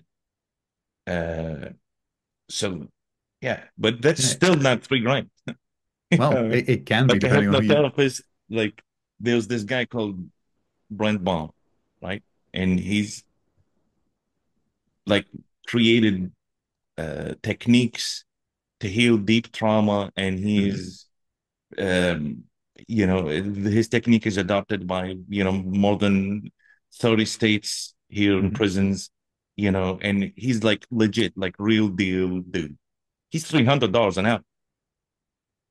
Yeah. He's not 3 grand and these crazy numbers these coaches charge. So just to challenge that, Mhm. would well, 12 sessions would be more than 3 grand. Yeah. Plus, again, for this offer, I'm not talking about your offer. I'm just saying, I guess you're right with the 12 sessions. Uh, but in terms of just like this, where these people are coming from, right? mhm, Um, yeah, but 4K people who you say spiritually inclined entrepreneurs earning between 4K and 10K. I'm telling you, mhm, for the 4K dudes, can't afford this. mhm. It's not a good target. So my again, the counterpoint for me is those are probably the people that need it the most. But that's why I'm saying why isn't there like an introductory offer that they can afford? Well, I'm glad you asked. So this brings me to the community stuff that I'm doing. So Mhm, this is the one-to-one offer, and this is again mhm. based on the guidance that I got from these guys. Yeah. So I No, can see. that is totally reasonable. Like you're saying, $300 an hour, 12 So is I'll give you 3,600. I'll give you the full offer so you can see what's Mhm, involved. mhm, So you basically get the 12-week breakdown, the mhm, 12-week program, and you get the 12 1-hour sessions. mhm. There's unlimited text support with me. So basically you get one-on-one support every single day. And we also do a custom roadmap for this is where you're starting, this is where you're finishing, and Yeah, this is where you get along the way. So yeah, I'm confident in the value behind the price is the way I'm saying that. 100%. That 12-week program, now that I thought about it, like I Mm. think what tripped me up was the 4K. For the ICP. Yeah, for who are you serving? You said Mm. people earning between 4K and 10K. And for that offer, Mm. the 4K dude is not giving you 3K. Mm. And you convincing him to give you 3K, I have a big problem with. Okay, tell me a bit more about that because again, I'm seeing it as more of a an investment because this is the kind of investment I've done. Like I've put 10 grand down It's just on my. karmic. Like, for example, Grant Cardone, right? He sells $1,000 sales Mhm. course. I've paid that and I've done his sales course and it's fantastic. Mhm. All right. But I've seen him get on calls with people that don't have money and say, go into debt and pay the Yeah. $1,000. Mm. And this is maybe you're not telling people to go into debt, but you're asking them to starve or do something extreme, you know, to get on this essentially a 1 hour reminder every week. Like that is what it is. And Mm. I get it, the facilitator skill and all of that, and it's worth that money. But for a 3K guy, like if I were you, I would do, I would bunch them up into like classes for like you do the one-on-one 3K, right? And then do uh like a $500 one, which is like you're in a cohort of Mm. six, and it's the same price, but you get this kind of cohort graduation Mm. thing, and it's accessible. Well, let me show you what else I'm working on because again, Yeah. this program, I think that's the kind of thing that I have paid for myself and found very useful. But let me show you what I'm working on with the school because this Mm, is something that is actually real time. So mm, yesterday I put mm, a group video out for the group, and the mastermind that I'm putting together is a $100 a month mastermind. So this mm. is towards the people that we're dealing with on X, right? As opposed to established business owners that need optimization. This is going to be a weekly community call as well as daily accountability check-ins. So this is kind of going back to the first offer because I saw it working very well. And that's basically $100 a month to have access to the community where we do daily accountability threads and a weekly coaching call with me to work through any of those blocks that come up. So That is I'd be cool. interested to hear your So thoughts on that one. let's break down all the offers Yeah. so we So can. it's just the two for now. So it's just that there's Just the two.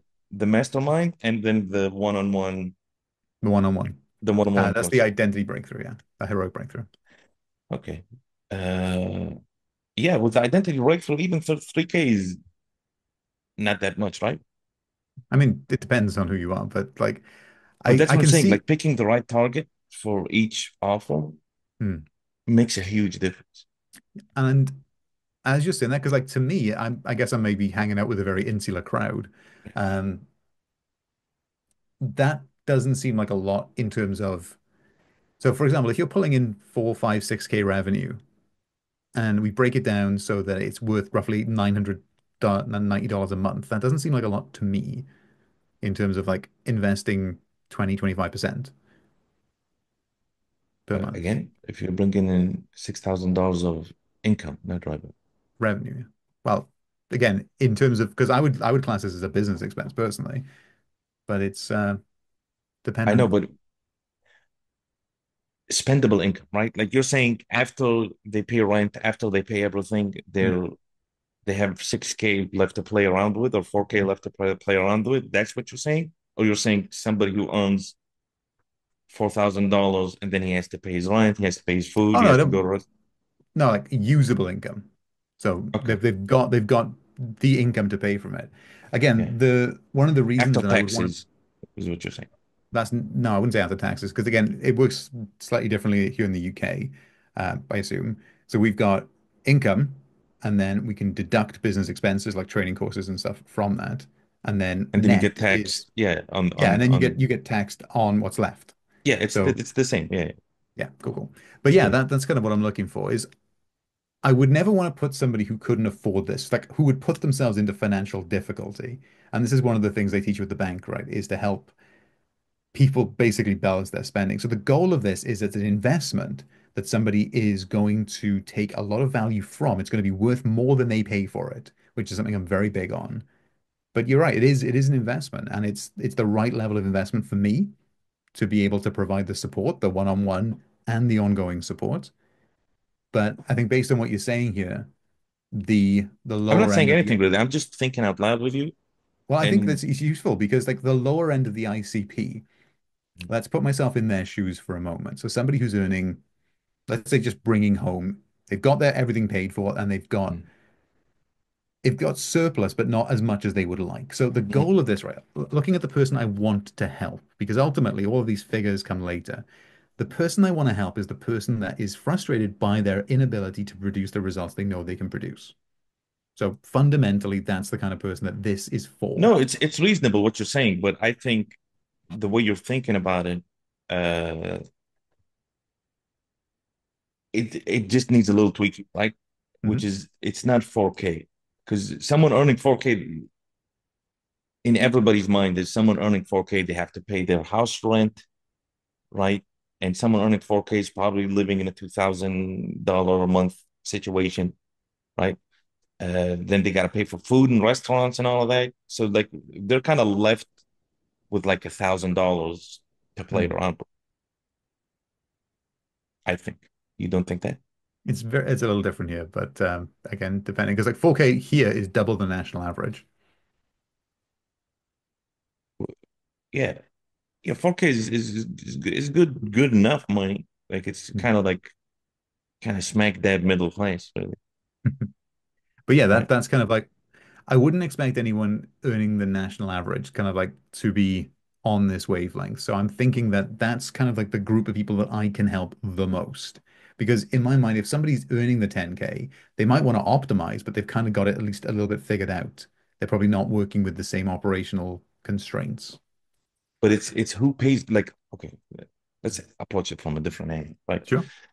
Um, a lot of times in business, when you go for a target customer that is not already paying for something like that, like it's not wallet share that you're replacing, Hmm. it becomes an 10 times harder problem. Do you agree or not? I mean, yeah, I would imagine it would be difficult. Again, I'm still pretty new at this, but yes, I Yeah, can see where you're coming from. it is extremely hard. Whereas you find someone who has a $10,000 a month consulting budget and replacing one of their providers is 100 times easier Hmm. than someone who's not doing that. So that is where the 4K thing is like, this is not the market for the Hmm. 12-week program. Because Okay. someone who's already has the, understands that value of bringing outside perspective, Hmm. working with them every week and unlocking breakthroughs to take them to the next level has a budget for this. They have therapist budget, they have coach budget. They're already paying and exchanging money for that. The people that went to your mastermind, that you can, those people sitting next to you have Hmm. that budget, and targeting the highest cohort that you met as the target for your premium offer Hmm. makes sense for you economically to not leave money on the table. Hmm. This is interesting. Again, you're bringing a new perspective to me here, so I love it.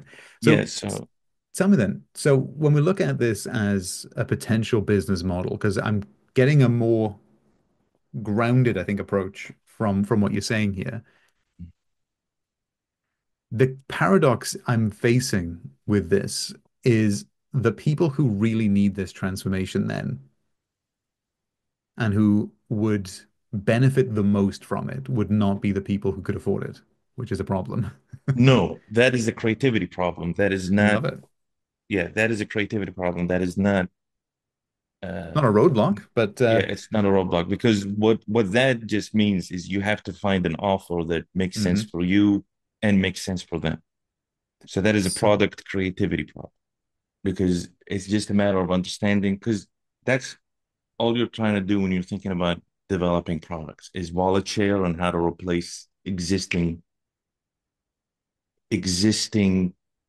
flows of cash and diverting them to you. Creating a new flow of cash to yourself is almost an impossible task. I don't want to say it's totally impossible, but it's almost impossible. hmm, Like there hasn't been. I can't think of one example that is not a diversion of cash flow. Like we can try if you want to think of something, but even I'll like take your word for it then. yeah, but like if you think about it, right? Like even computers, like oh, it's a new thing, but no, before that there was like actually people typing on a typewriter. It's like, Hmm, so they paid for word processors, they paid for the ink cartridges, they paid for all of that stuff, and then the computer replaced that, you know. Same thing, calculators and hmm. all that. Like there's always from an existing cash flow to the one you're creating, right? Okay. Well then, in So that that case, yeah. go on. I was going to say, Yeah. let's pair it right the way back then to the problem. So Mhm. what is the problem? People are basically have malprogramming. So Mhm. that displays itself as information overwhelm, frustration, depression. That's the problem. How do people currently fix that? So let's It's not how, yeah, it's not how they fix that. It's what do they pay for right now to fix that? It's a okay. little difference because if it's just free, then you can compete on free, but that is content, that is marketing, that is Mm, YouTube, that's entertainment. That is how you compete on the free. But once you step into business, hmm. you want to start thinking about what are people paying for. Okay. That's an interesting So Yeah, so at that low level, right? People you can't afford. They're paying for books. They're paying for Kindle. They're paying for Audible. You have a beautiful speaking voice. Uh, and that's like Tony Robbins. His best Mm. product in the world is those audiobooks he's done, the training audiobooks. Like I did one of Yeah. those, changed my life. Like it was literally the moment in history that I was like, I need to take my life more seriously. Is you know he has a sequence. Um, it's not Unleash the Power Within, but something like that, and it's amazing.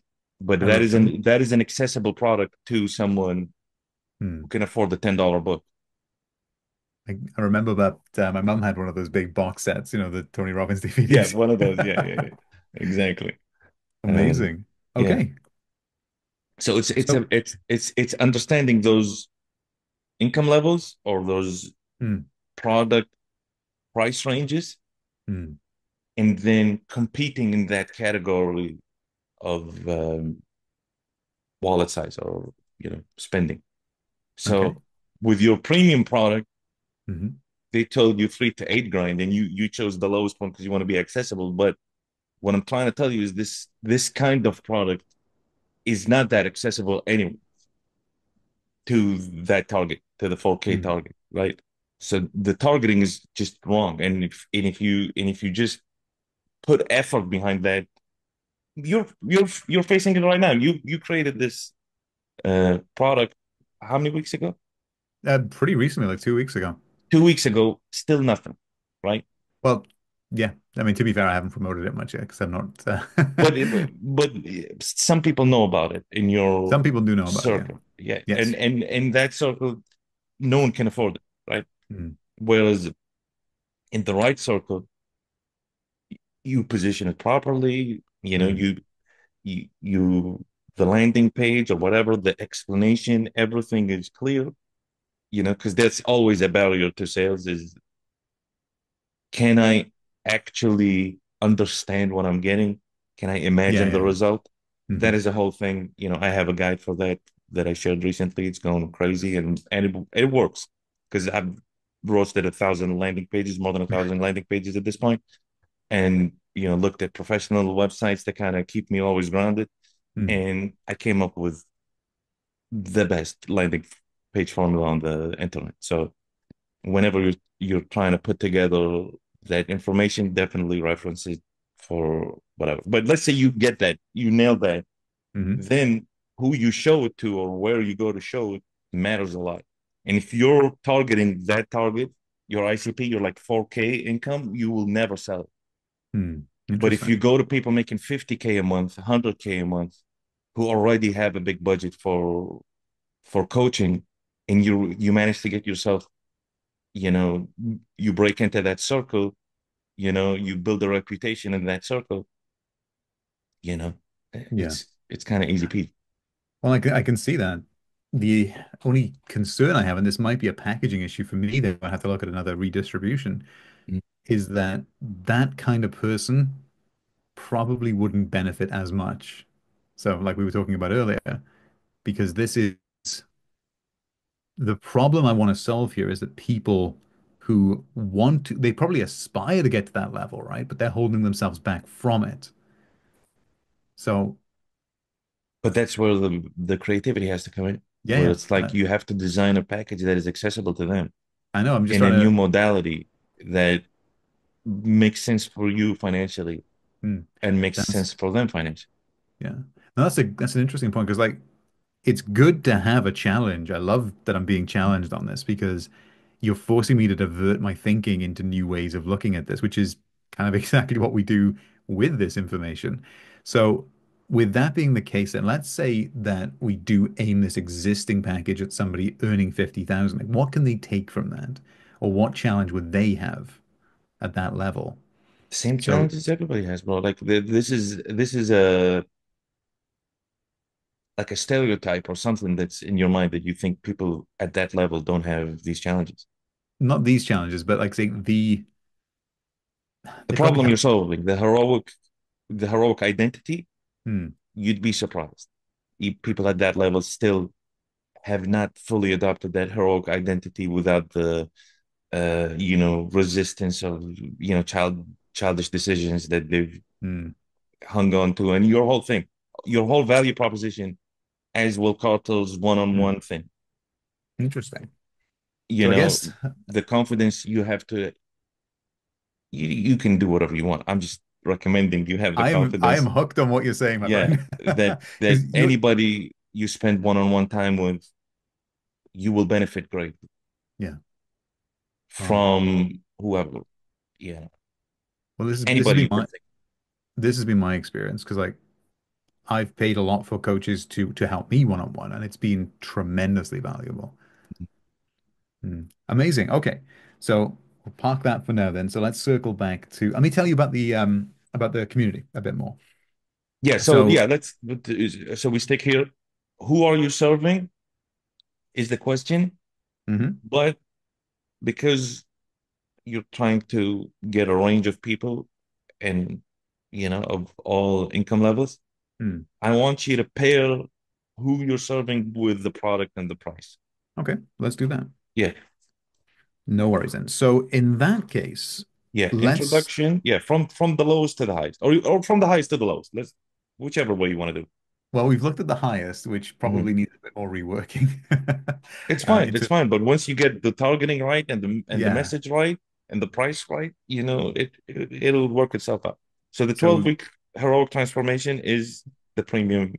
that's the premium one. So that would Yeah. be the Heroic Breakthrough Program, and that Mhm. would be again, ideally just a full transformation program. So we're taking people from these limiting beliefs that they have, this limiting thinking, and Mhm. helping them put their attention on the new one and holding them accountable so they actually do the work. So that is as high touch as I could possibly make it. Um, And what yeah. what is that worth to you in terms of what you'd like to get paid for that? Like what In would terms, make that amazing? Like I'll tell you a story, right? I was Mhm. working with we don't have to get into specifics because this is going to be public. Yeah, yeah. But I was working with someone and they've been getting amazing results from me, right? For multiple years. Hmm. And I decided to just fire all my clients to go all in on my product. Uh, but that person was like, you can't leave. Like, it's just impossible. No way you can leave. Uh, so I was like, okay, let me think about it. I'll get back to you. And then I went and I was like, this is the expectations. Like these are like the tangible results or the types of projects that I'm going to be working on. And for me to be happy, I have to be compensated this much. Hmm. And it was not a delusional price, not like, oh, my time is worth whatever, but it is realistic, competitive in the market. Yeah. And I'm not going to feel any bad way of giving my time for that. Like just zero bad feelings, Yeah. and it's like a good, fun amount of money. And she accepted. Like all the pricing holdups or whatever I had were completely self-imposed. Yeah. Well, You know what I mean? So most limits for are. the 12-week transformation, you spend an hour a week with someone. Mhm. What is the amount you'd like to get paid for that is fun for you? So I say, in terms of like the overall 12 weeks, interesting. Because it's like coming at this brand new, I was looking at 3 grand because that's kind of like the lower limit, and I was going to Yeah, work way up. yeah. Going from because like where my mind is immediately going is get evidence that you can provide an amazing transformation at this level and then keep putting it up. But if I'm looking at like my ideal, so I Mm, can work with maybe 6 to 8 clients at a time, and really just focus on them, probably about mm. 4 to 5K for the 12 weeks Four to five K. So let's would just say be 5K. ideal. 5K is you know Okay.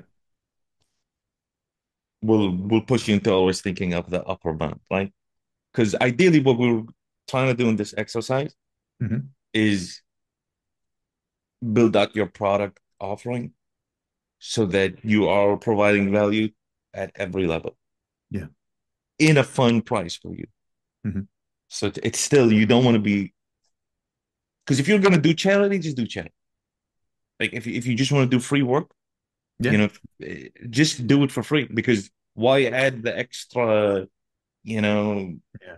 barrier of distribution by putting the price on? Just get on phone calls. Like do what I'm doing. Just get on a phone call, do this thing, Well, I'll tell you share what, it publicly, you are and inspiring me a little bit. do it, share it publicly, and you get the brand recognition. Hmm. They see it as a product demo, and if they love it, they're reaching out. Bingo bango. You don't have to, and you can do it with people you love, people you meet. Like I'm doing it, like I don't offer this service anymore. But if at any point in the future I want to offer this service, I Hmm. have now all these episodes where people can be like, what is it like to work with Zaid? And this is go and watch it. Like amazing. And Yeah. the benefit, why you do this with free. But yeah, I do it with people I choose, Hmm. people I like, and it's public. For me to want to work with you and you don't want it public and you want it private and whatever, it costs money. And those high level people that we're talking about that can afford 5K, Hmm. yeah, they'd rather pay the 5K and have it private, Hmm. move on. So that's the 12-week heroic transformation, right?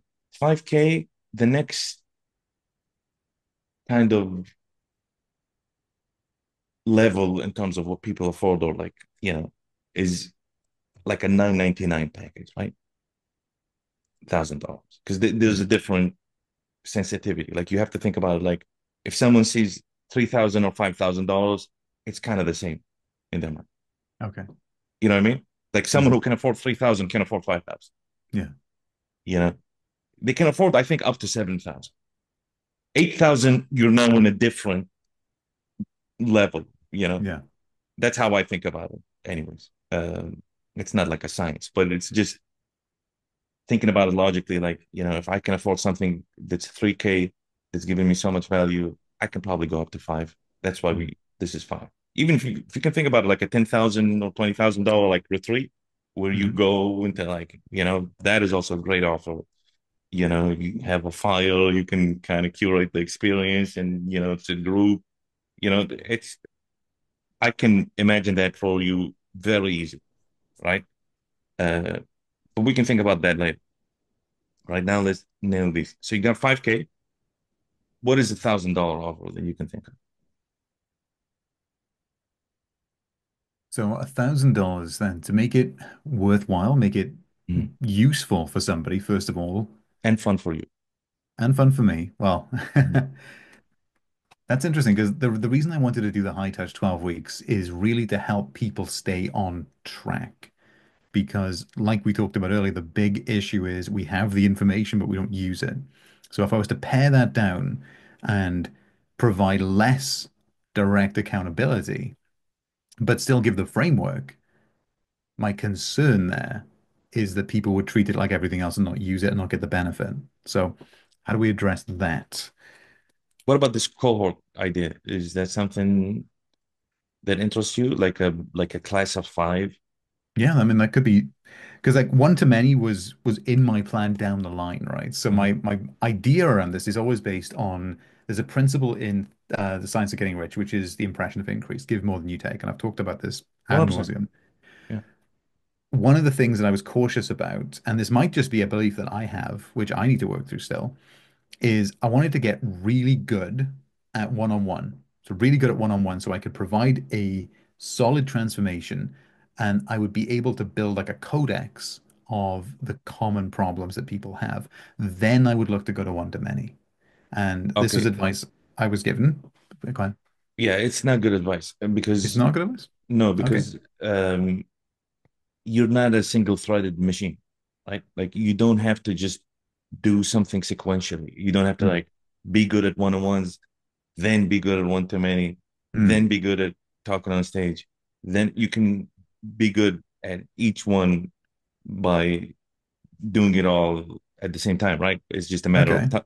time prioritization. It's like, hey, I have three priorities, those three priorities that I just mentioned, right? Hmm. I want to get good at public speaking.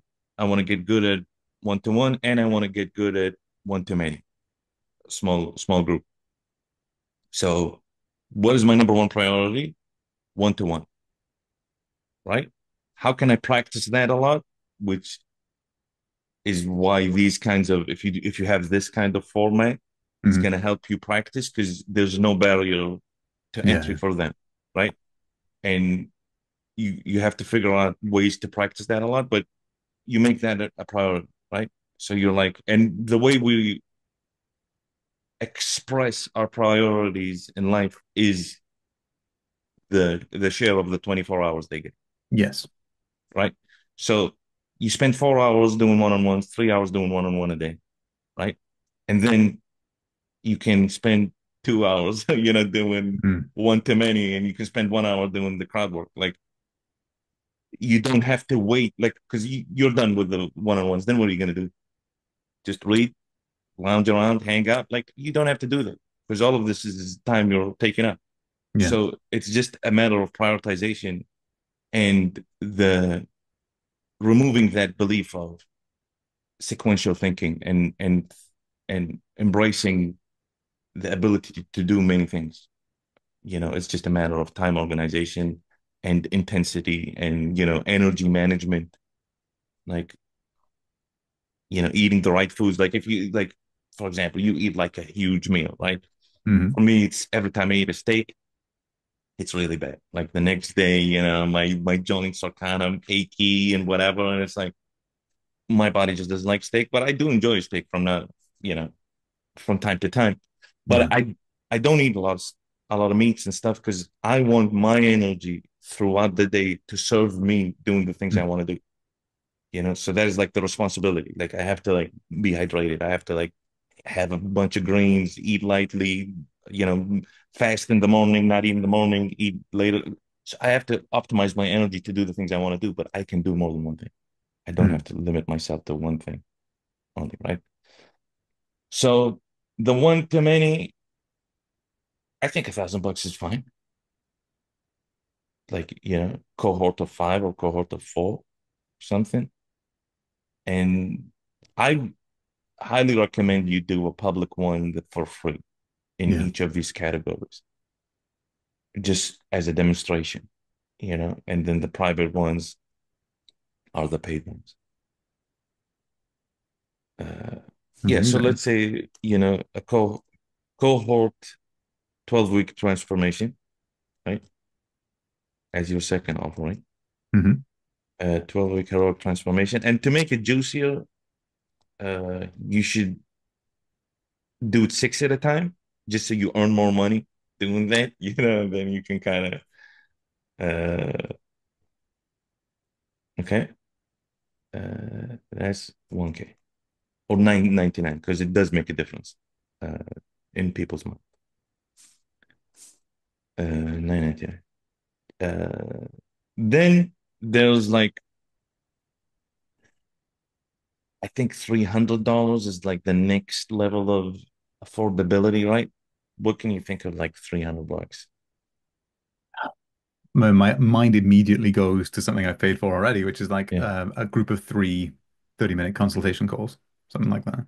Okay, so like maybe not a heroic transformation, but like another type of Yeah. So like I something. like when you said you do observe and then you prioritize their desires Hmm. and then Hmm. you make the decision, Yeah.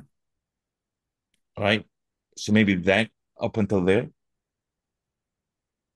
with a recommendation for the next, three steps or whatever, Hmm. Okay, that's like a interesting. plan. I mean, yeah, the only thing that's this might be resistance again that's coming Mhm. up for me now, but like the only thing I'm thinking is I wouldn't want to leave people without a result. So But the result is the decision of the new identity. yeah, so that's something I was like just in my head, would that be? Hmm.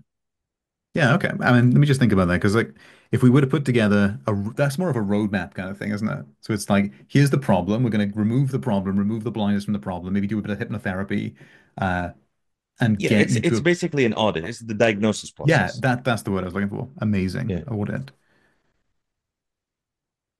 Yeah, that's awesome.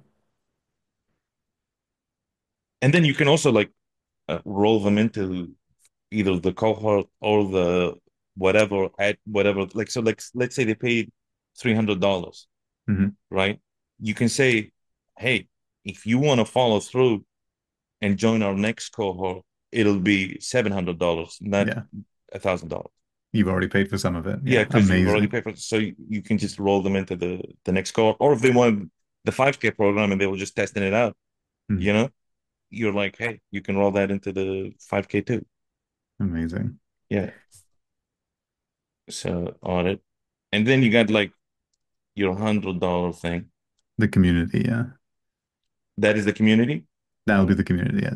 So Okay. basically, what that's going to be, and I've already started building this out, is I've positioned it as kind of like a mastermind group for conscious entrepreneurs, so same Mhm. ICP. The goal of that then being to do a call a week, which is going to actually implement some of the stuff that they were already learning. So guided visualizations, guided meditations, actually to practically teaching the stuff that's worked for me and the stuff that I've learned about.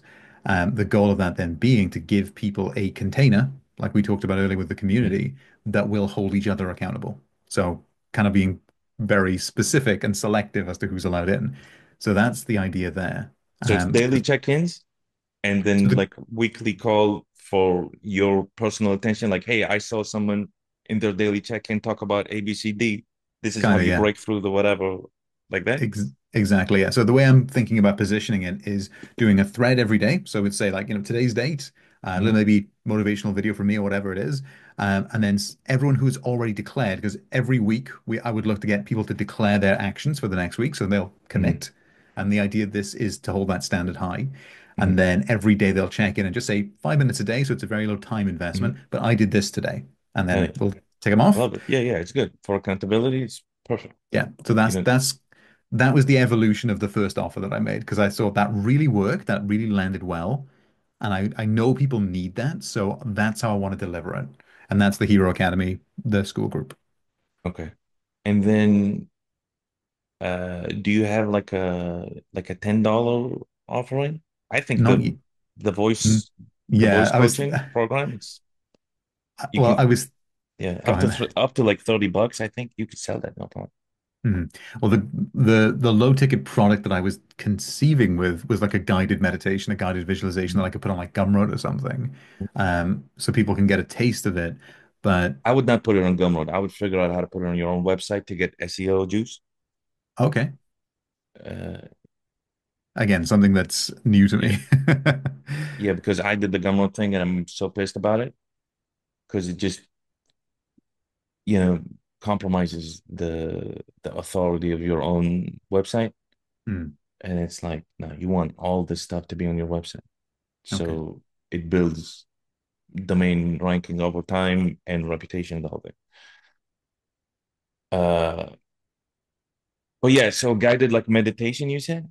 Yeah, that's kind of the thought I was putting together because that's something that I've practiced. I do them for myself. When I'm doing there's a technique I love called state akin to sleep, and it takes advantage of the hypnagogic state when you go to sleep.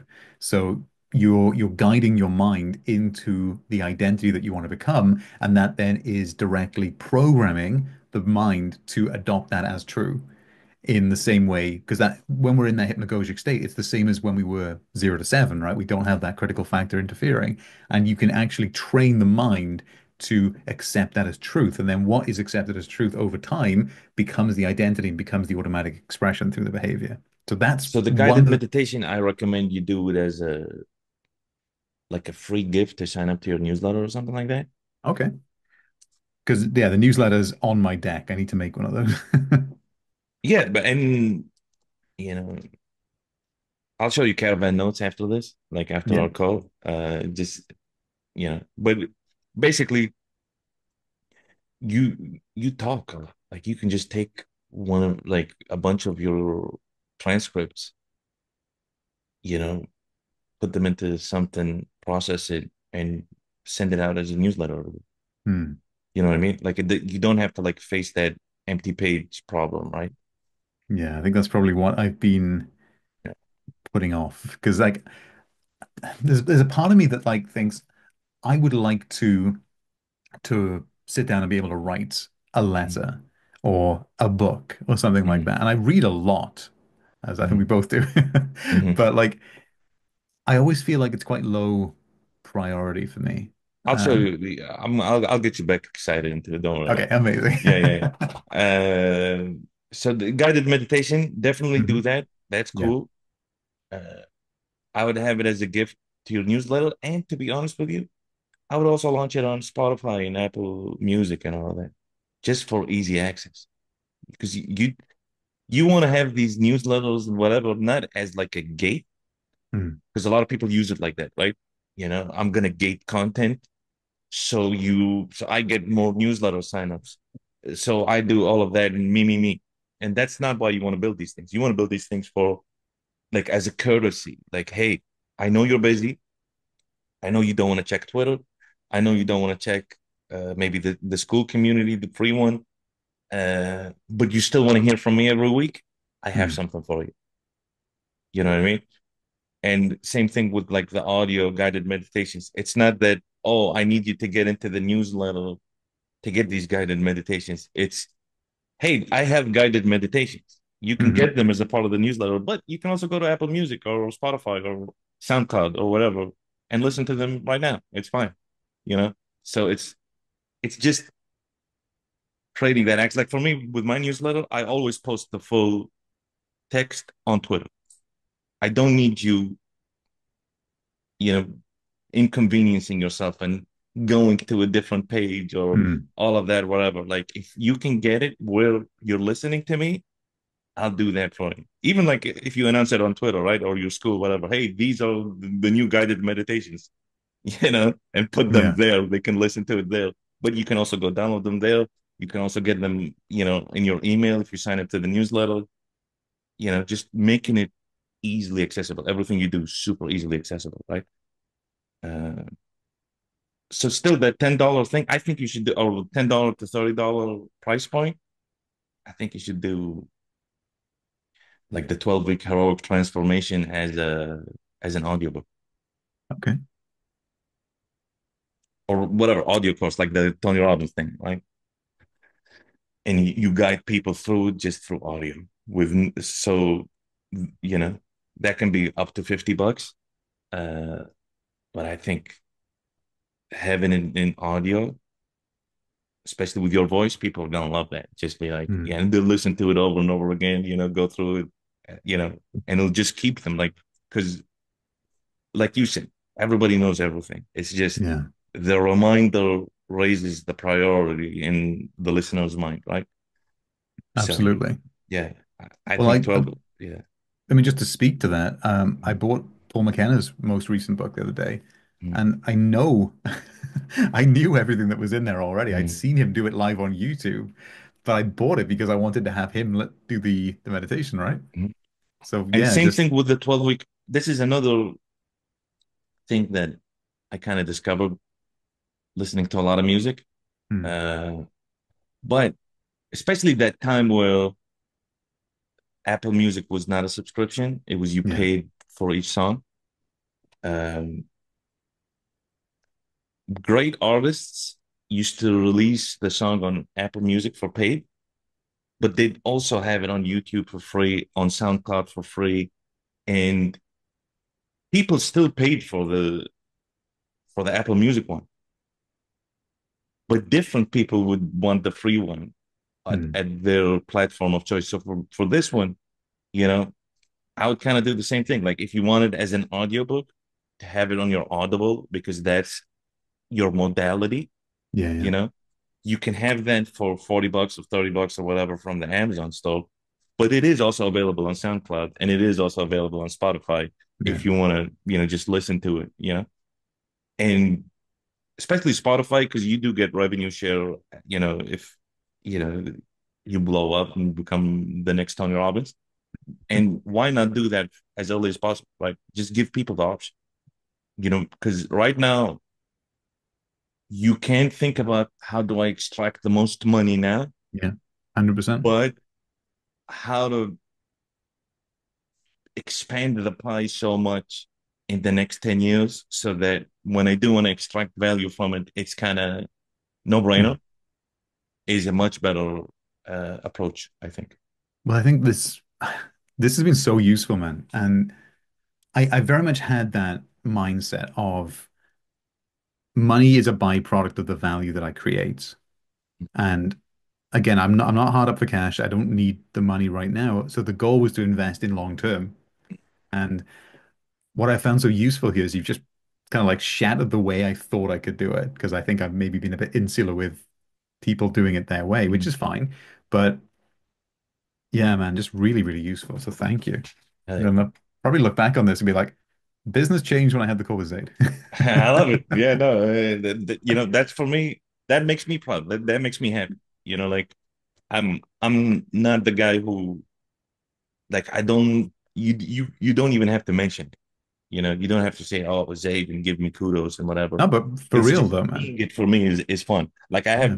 a friend of mine, he did one of these and Mm. he's crushing it. And it makes me so happy to see him just be excited and Yeah. just keep getting to the next level and next level. Like I love it. Like even talking about it right now, like I feel a little emotional about it. Like it's Mm. just amazing.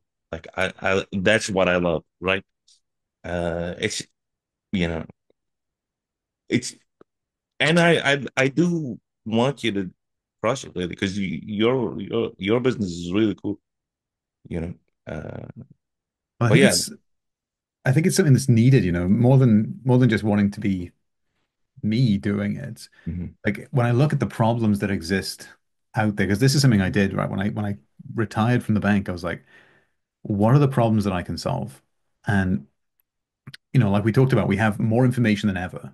Like this really there if you want to learn something, you can learn it with a very low barrier to entry. So it's not that. I don't want to just be another teacher. The biggest problem is the fact that 90% of people fall off and quit, in my opinion. They don't implement because they don't have a structure for implementation. And those that do implement still manage to fail yeah, because they don't embody it. And that really is it. And when we combine that with the fact that you're working with programming that's working against you in a lot of ways, or at mhm, least working against your desires, it's working to keep you safe. But mhm. when I combine the two of those things together, it really is like, well, this is what the world needs right now is application and removing the weights in your mind that are keeping you stuck. If we can combine those two things, you can literally do anything. You can do what you want. That So is the next question actually, which is what are the pain points? so I mean, those are the two of them that I can see is like the big ones for me is people know what to do, Mhm, but they're not doing it. So there's a frustration in there. And one of the things I've spoken about before is, and I've done the research into this, is let's say you learn about a way to do it. So for example, this is happening to me right now. You are expanding my vision of what is possible. The ways I can, bring this message out to people. But because I'm not currently doing it in this moment, my potential gap has widened. So now I feel like I have, I'm doing less of what I'm capable of, right? So my potential gap is bigger, which is causing frustration, which is a natural byproduct. So by taking the actions on this, I'll be closing that gap and I'll feel better about it. So there's a real pain in knowing you're capable of more and not achieving it. There's a real tangible pain to that. So that's one, right? That frustration. The other thing is the big pain that awareness work solves, right? So when we're looking at bringing to light the fact that there is this stuff working against you, mhm, because like the average person doesn't really know about it. There's a lot of education that's needed. mhm, A lot of people won't know why they start drinking or why they start procrastinating or why they start doing these detrimental behaviors. They'll just mhm, do it and they'll beat themselves up for it later. mhm. But if I can show people that the reason you're turning to these things is to numb the pain that you are feeling by not being the thing that you know you want to be because you don't feel like you can, that is one of the biggest pains that people have. It's like they stay in a job that they hate for years because they're scared and they don't know that they're scared. They just know that it's not safe because that's how they were trained. So if I was to put this into words, the real pain is being limited by programming that isn't serving you. It's just controlling you. There's a pain of wanting to do something, but being stuck and not being able to take it, not being able to go out and do it. So, Is it like the fear of because I know what you're saying. Because like a lot of people, Yeah, like I see it a lot in the building public, right? Where people are like, I hate my 9 to 5. yeah. I want to just go all in on building. But and it's a big desire. It's a huge desire in Mhm. terms of like prioritization. Yeah. But they're still stuck in the 9 to 5, right? And they will be because because Yeah. the brain knows that that's safety, right? It's clinging to safety. Um, Hmm. Even though this has way more upside, we've been trained to spot the downside. So Yeah. if I had to put this into like one, two, three, information overwhelm is one of the biggest problems that I want to solve because again, that causes nothing but frustration and inaction and procrastination. Again, this frustration about unrealized potential, and then the if I was to put this into layman's terms, it's negative thinking. It's like thinking that isn't supportive of you. I So don't like negative. that because what we were talking about Mhm. is more specific Yeah. and the Well, most specific. So specificity has an authority to it that cannot be replaced by any degree. And if you can specifically and precisely diagnose a pain, yeah. it unlocks so much for you. You don't need to tell them your Well, accolades. in that case, because I was trying to go the opposite way, they're trying to make it general. No, So you want to be precise. You want to say, like, for example, I always, because it's called diagnosis, right? In a doctor, if, you go to someone, you're like, oh, my stomach hurts, and they're like, oh, they ask a couple of questions, right? Is it the left side? Is it here? Does mm, this hurt? Does this hurt? You have, and then it's like appendicitis and all of that, and what that does, and they tell you exactly what it is, right? You don't yeah, need to see their degree. You don't need to be like, did you go to Harvard? Like you don't need to do any of that because they described it exactly, and then they can predict stuff. They can be like, oh, because I diagnosed this correctly, are you experiencing this? Yes. yeah, Are you experiencing that? Hell yeah. yeah, yeah. How'd you know? And that creates authority. So I Yeah. do like this like clinging to safety, but I still don't think that is Well, I can say it in a better way then. It yeah. would be eliminating self-sabotage, which is basically what it is. Yes.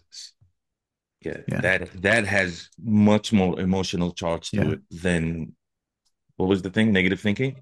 Well, yeah, I mean, think about it this way, right? So the root cause is the root cause is programming that doesn't serve you, that expresses itself by behavior that you don't like, aka self-sabotage. Mhm. Um, so the feeling that you get from that is it lowers your self-trust and self-worth. So yes, Mhm. self-sabotage is how I would probably that's how I describe it in the copy, right? So I say Mhm. here, um, eliminate self-sabotage, operate with unshakable confidence, because those two things are the problem and kind of like the solution. But that Uh, second one, operate with unshakable confidence, mhm. is also lacking specificity and preciseness. Okay, let's amend that then. Yeah, because Okay. what does that mean? Operate? What does that look like? Well, to me, it means there's no self-doubt. You have conviction. So operate with conviction. And that means something Conviction to is me. also such a big word that it doesn't resonate emotionally. Okay. So what does that mean? Like, what does that look like when Hmm. someone operates with conviction? There's certain they are acting. What does it There's look a, like in practice? so they How act. is that? Why do I want that? So you would act without hesitation. You would act again. I don't know how to say this other than you would act with certainty. You would not second guess yourself. You would be more authoritative. Why You is would that good? create.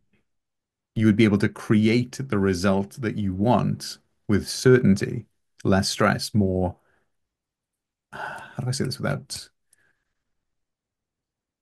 trying to go two levels deep here? So Mhm. you want certainty so that you act with essentially conviction. When you act with conviction, you act with confidence. When you're confident, you're not in doubt. When you're not in doubt, you're able to produce a result. When you're able to produce a result, you get the outcome that you want. Yeah. That's So that is, you know, the confidence or the acting without hesitation is the prerequisite to achieving the result. Without hmm that, you will not achieve the results you want to achieve. hmm So that is more precise than talking about all the The things steps up along. front, This right? is so interesting to me because I was able to very clearly spot this for somebody else, but like maybe Mhm. blind to it myself. Yeah, So the problem behind the problem. So on that basis, then, so if somebody would want, how would you answer that just out of interest? Like if somebody said to you, it's like, why would I want confidence? That's a really good question to ask. because without confidence, you won't achieve the results you want. Yeah, that's that's how I see it. Yeah, because or you won't achieve them as soon as you can. Hmm. Because And confidence comes with it, urgency comes with it, intensity, decisiveness as well. yeah, Yeah, decisiveness. And if you're second guessing yourself, like the window of opportunity is not that big. yeah, And if you want to get into that window, you need to be, it's like, your dad was in the army, you know, yes, if you hesitate in battle, you will get shot. yeah, You know what I mean? So yeah. like it's that. It's yeah, you want things, but there's all this programming fighting against you, Hmm. your habits and whatever. And without the confidence, you are not gonna prioritize Yeah. the right actions. I've written down here as you're speaking, capitalize on opportunity. Mhm. Yeah, Yeah. nice.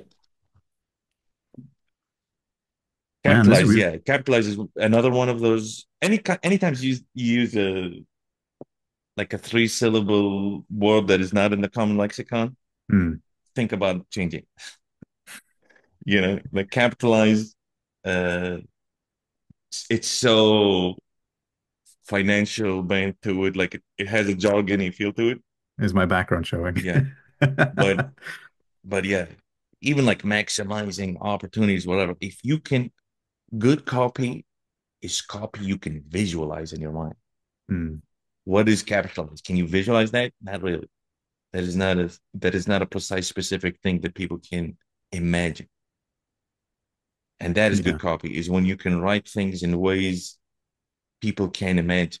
Hmm. You know what I'm saying? Like when you talk about hesitation, you know, hey, if you hesitate, that's why you didn't have the girlfriend that, you know, Hmm. Yeah. you know Yeah. what I mean? Like you So, have to give them visuals where it's like, oh, I can see now the power of confidence. yeah. Not just, hey, it's powerful and it's gonna give you the result. It's showing them in as little words as possible the power of it visually. Damn, that's useful.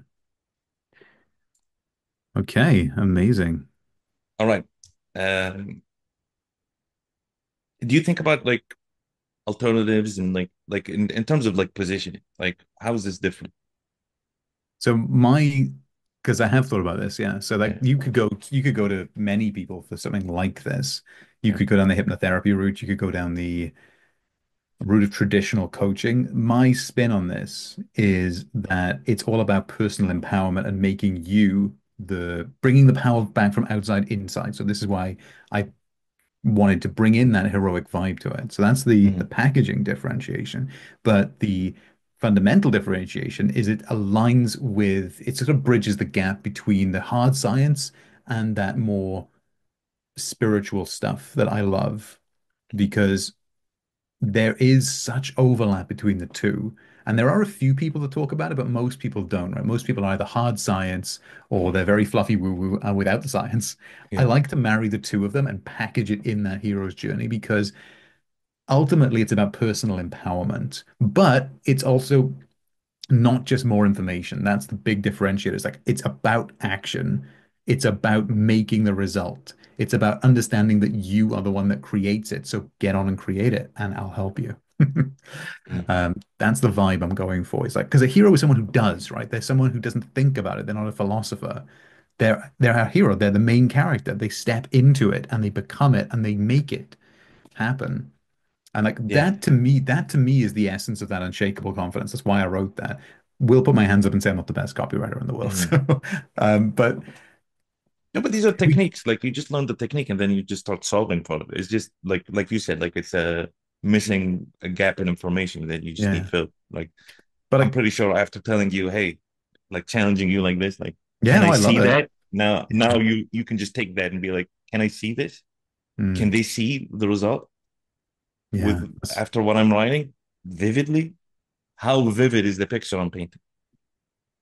When I say, raise your hand or raise your finger, you don't know. But when I say raise your index finger, boom, Yeah, that I see that it. is visual. You see it, right? Yeah. Um, so it's just about that preciseness. Uh, I said the difference is that you balance, between, so you're like personal empowerment, Hmm. with a balance between spirituality, Hmm. reality, Hmm. and storytelling, because there's this like heroic thing, right? Is that correct? I Like mean, there's I'm thinking about it because like storytelling is always on my mind, but it's not something that I ever have considered as part of the package. But rewriting your own story absolutely is. Yeah, and Absolutely is because heroes like comes from like hero, like the hero's journey and all that. the That is hero's that is journey, all yeah. storytelling. Absolutely. Well, Hero with a Thousand Faces is kind of like Yeah, the story. yeah.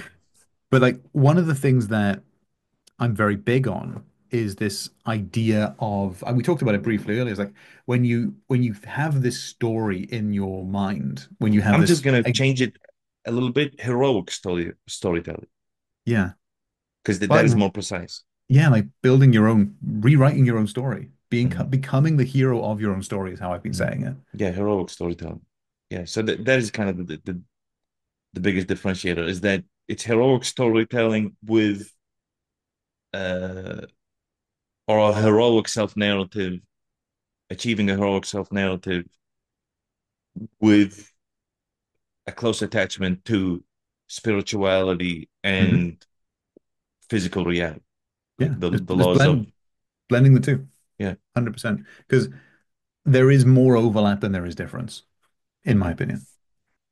Like yeah, so it's like a personal approach with all right, what is the magic trick? So a magic trick, do you have a computer in front of you, Yeah. like with the internet? uh Hmm. Go to magnific.ai. All right, Okay. Got it. it says the image upscale transform generator that feels like magic, and then go to that slider thing they have in the bottom, Okay. and you see how you just go before and after, and it's like a Yeah, magic yeah, trick.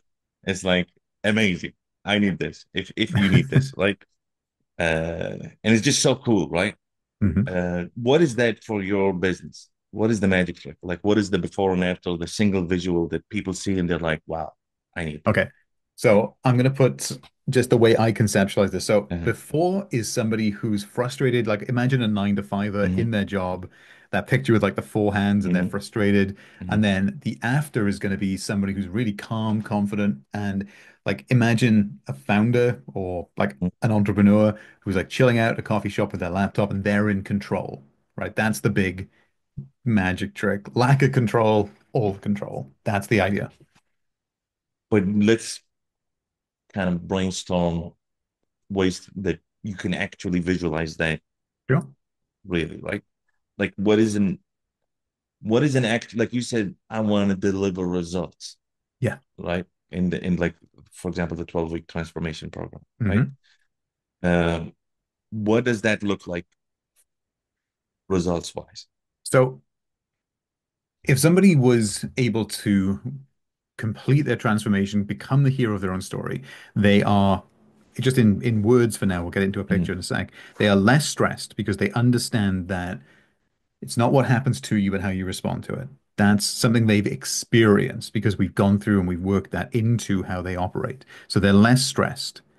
They have more, again, I come back to confidence here. They have more personal empowerment, we'll say. They have mhm, more autonomy mhm. over their life. They get to Yeah, pick more and choose. conviction. Yeah. Yeah, I mean, well, conviction is like the faith, the Hmm. certainty that something's going to happen. Hmm. And that's built through setting a goal and executing it. Hmm. So they no longer, another way of saying this is they expect the best.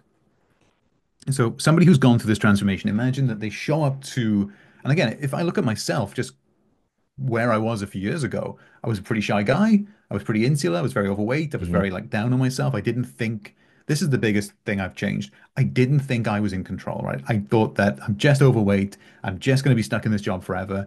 And then I made the decision. It was like, no, actually, I'm in charge. I get to choose. So I'm going to be relentless in my pursuit of the goals that I set for myself, my own heroic journey. So like, I'm just thinking of me, more empowerment, less overwhelmed because I understand that whatever is in front of me, I get to decide what I assign to it. So we get less stress, more autonomy, more awareness, more awareness. So they operate at a higher level of awareness. They're able to stop themselves before they go down that bad route because they now have the capability to realize what's happening. And they're able to, and they just come back to your point, they have conviction that if I set a goal, I will meet a goal. It's not hoping or wishing anymore, it's knowing. That's the transformation, right? Is going from I'm a victim, the world's against me, this is just the way it is, to no, I'm in charge, I set it the way I want it to be, and I'll make it happen. That's the transformation.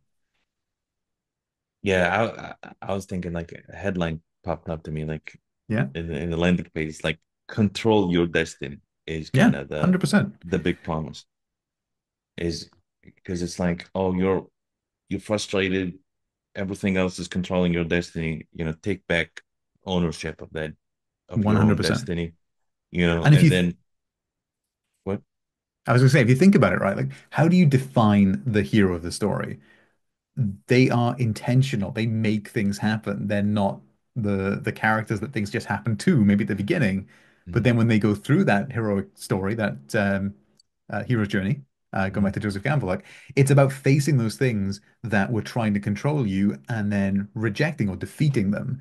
And now that you're the one in control, and then the last part is the homecoming. So you show up in the world different for because you've gone through that inner change. But yeah, control your destiny, and then like subheadline, like whatever. But I'm thinking about it like still the visual is missing, Okay. like the visual anchor, right? Like control your destiny is a good headline, right? But what am I gonna remember visually? You Visually, know, that's a good question. Let's think about it. like what is the result? Like what does that look like in a person? Like who does somebody people look up to that has that? So I would look at somebody like, if we're talking about, let's think, who really emphasizes this? Who's the model? Like, hey, you want to control your destiny like X person. I can help you do that. Yeah.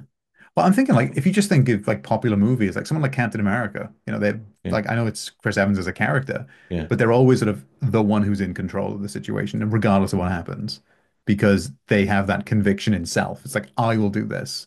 Hmm. Um, I'm thinking of somebody who, trying to give a good example. Like in business, I mean, I would look to somebody like this guy, David Bayer, that I sort of learned from. He went from like being drug addicted and in a poor place, and he made a decision and he went through it, and now he's got, a $30 million company or whatever it is. But like we all know what a hero looks like. If we go back to like even Star Wars, it's that I'm a nobody who can't control anything into I'm going to become the person who takes control. But no, it's a great question, like getting some actual real world examples. Yeah. Let's think of a 'Cause- subheadline, right? Because or I want to just do this exercise with you, right? So imagine control your destiny is the headline, and then the subheadline is don't let, and then I want to build this list with you. Don't let addictions, blah, blah, blah, blah, blah, write the narrative write of your your write your story. story. Write your story. Yeah. Yeah.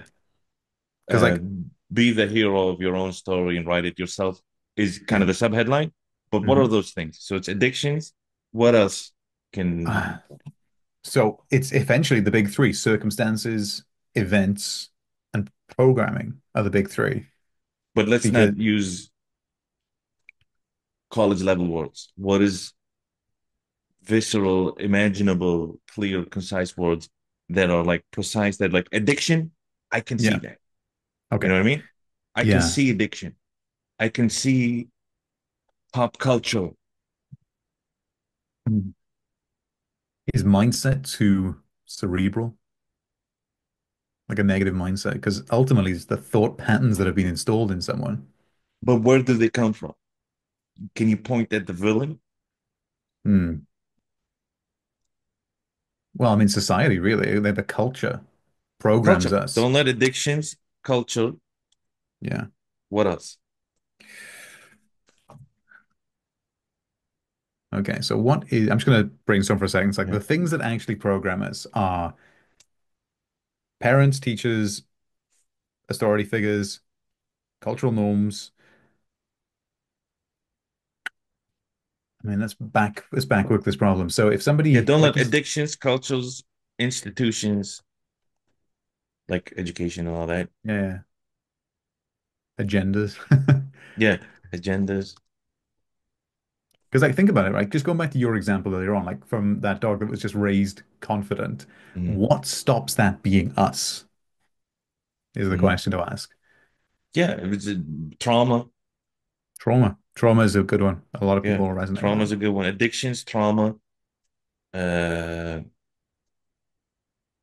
yeah, cultural institutions, agendas. I'm not liking that, but addictions and traumas Mhm. so far are top two candidates. Yeah, We yeah. need more. Because trauma is such a good shortcut and it's visual. Yeah. Everybody identifies with that word visually. Like if I say trauma, Hmm. boom, in my mind, it's like, oh, my brother beating me up, Yeah. whatever, my mom screaming at me or whatever. Like everybody has a visceral reaction to that word, right? Yeah. So So my mind's going down the path of like faulty programming in like a computer yeah, way, but maybe that won't bite for this. Let me yeah, you see. want emotion. You want to Yeah. use language that is visual and emotion. You reminded me of a great book. That was Yeah. pick this up for a heading, right? It's called Why You're Dumb, Sick, and Broke. Yeah, but there we go. Those three words. Yeah. Everybody knows what dumb looks like, what sick looks like, what broke looks like. Fantastic. Exactly. Control. Don't let addictions, trauma, financial wealth, or Poverty. whatever. Poverty would be that's kind of like the I know, outcome, but but poverty with the targeting, it's not going to work. it's not going to work. Financial status, maybe, Yeah. Status. Hmm. or what's it called? Financial level. That's the kind of weird way of saying It's, that. it's kind of like cultural expectations and pressures, things like that. No, I Uh, mean, like, let's say someone is poor or someone is rich. mhm. That shouldn't be the thing that controls your narrative. No, it shouldn't. Like in terms of anything external. Yeah. Uh, And how can we say that in a way that's going to resonate hard with okay. poor people and resonate hard with rich people?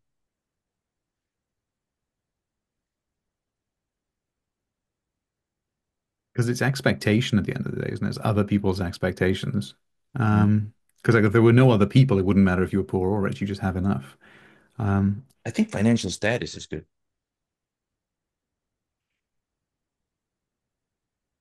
let's see. Let's think. Bring me a better word. The word exists here somewhere. Perception. Hmm, perception. I'm going to put financial status just because, Yeah, sure. yeah, because three trauma, addictions, and financial status I mean, control your narrative. That will hit. Yeah. But it's a case of like, yeah, because I mean, the ultimate transformation behind that is it's not about the financial status, it's about how you see yourself. And when you Hmm. can choose to see yourself as rich regardless of what you have, you then produce the thoughts, behaviors, and actions to produce the result. Yeah. Or you Um, don't have to identify with financial status at all. Like if you're a rich person and you're like, hmm, because I'm rich, I have to, I don't know, do these things, but yeah, these things don't make me happy. And you're like, yeah, let's yeah, dissociate from that and build a new identity, right? exactly right. You're whole and complete as you are. Yeah, That is exactly. that's the basis behind it. So Yeah, I like it. So yeah, addiction, trauma, financial status, I think is good. But now, what is that image, right? What is someone free from addictions, trauma, and financial, I guess, yeah. It's someone who's in complete control. Like they don't, they're, you know, that person that doesn't give a fuck because they know that Yeah. they're able to figure it out. I'm gonna That's say cultural programming because I think now that mm, I'm like thinking of the visual, yeah, yeah. cultural Freedom. It's programming, I think. freedom. It's freedom. Yeah. It is freedom. What does freedom look like as a Someone visual? who So as a visual, it's someone who's imagine someone's like walking out of a meeting because they don't want to be there. They're Mm. not tied down. They're not Oh, it's like the restricted. office space when he comes in and he's like Yeah, fully you know, checked like out. And he's like, ah, I don't know, I just come in here. I don't want to be here anymore. Goodbye. Yeah, that is amazing. Is that kind of thing. It's like someone's in complete control. They're no longer being controlled. So I'm seeing a puppet with the strings cut. You know, like they are Mm. free. Um. That So is yeah. good. Just the puppet strings Mm, without even the mannequin or whatever, without yeah. the just that top piece thing Yeah. with the I with the like it. line severed, just Yeah. dramatically severed as the hero image. Hell yeah. Hmm. Because it also goes with storytelling and a lot of like there's vibes there that are good. I like I that. love it. All right. So what is the hero feature? Like if you're gonna just point to one thing, like, hey, this is what's gonna happen. It's the hero feature is that heroic identity, right? Yeah, I mean, absolutely. It's internal control. It's like Internal control. Yeah. no matter what happens outside of me, I control what happens inside of me. That's the big thing that I want to help people with. Yeah, the internal locus of control, right? That's what they Yeah. call it. Yeah, exactly. Yeah. All right. What are the quality factors? Like what are people gonna judge this service by? Like they're kind of all the same service, to be honest, which is good. Because it's just the personalization level of it, right? Yeah. And like Uh, the degree of attention and yeah, access. So, uh, yeah, like the audiobook is obvious, the guided meditation is obvious how those, the quality. But let's do the community, uh, the cohort, and the one-on-one. All right. okay, For the community, what are the quality factors people are judging this by? so if it was me, and I'm in Mhm. communities at this level as well, so I'm, Mhm. I'm paying for others like this. Mhm. What I judge those by is well, first of all, the quality of the information. So like, Mhm. does this person know what they're talking about? So hopefully I can tick that one off. But Yeah, like it's I would change that even like just so you so, don't face that um, resistance every time you think about it, okay. which is you're saying, does this person know what he's talking about for Hmm. information? I would frame it as, does this information work? So you take yourself out of that Mm. constant, like, oh my God, I have to prove myself. Like, just kill that entirely and just say, hey, does this work? Yeah. Well, that's wonderful because Yeah, yes, and there's a yeah, stack of evidence to prove it. yeah, it works. It Okay, so works. does it work? I like Yes. it. And to what extent does it work? That is a good quality factor. What else for the community? The quality of the members, like how Okay. committed people are. Member commitment. Very Yeah, good. that's my big measure. Because like I've got a free community right now with like 100 people in Yeah. it, and like no one's committed. Yeah. So I pulled the plug on that. Okay. Member commitment. Very cool. What else? What does that look like, first of all? Member commitment. So for me, that's someone who shows up every day or close to every day. They're actively engaged. They are doing the internal work. So like let's say I produce some guided visualizations, some coaching on the calls. They're Mhm. implementing it in their day to day. So they're actively wanting and taking personal responsibility for their own change. Uh, That's what it looks like to me. okay. Amazing. So they're using the content, they're reporting about it, they're Hmm. pumping other community members up, they're actively engaged. Very cool. Exactly. Yeah. Uh, what else? Information, quality of information, quality of the member commitment. What else? The Like for me, it's the standards of the community being very clearly communicated. Like how clearly am I setting expectations? Mm. Clear standards or the clarity of standards. Hmm. Clarity of standards. Yeah, and how they're conducive to a richer community, right? And how they bring about the result. Hmm. Absolutely. Extend. Create the result. What about the weekly calls? What's a good weekly call? What is a bad one? But just think So, about the quality factors of the weekly calls. Like how so would from someone enjoy them? Because you're thinking Mhm. about it just from a community member, but like I feel like you're removing yourself as the leader of the community, and that is a Mhm. big expectation that like let's say how you show up in the community, what are their expectations of you, you Of think? me, so I'd be Yeah. certain, I'd be energized, I'd be excited, I'd No, but be how will they judge the quality of the leader? right. Okay, an interesting question.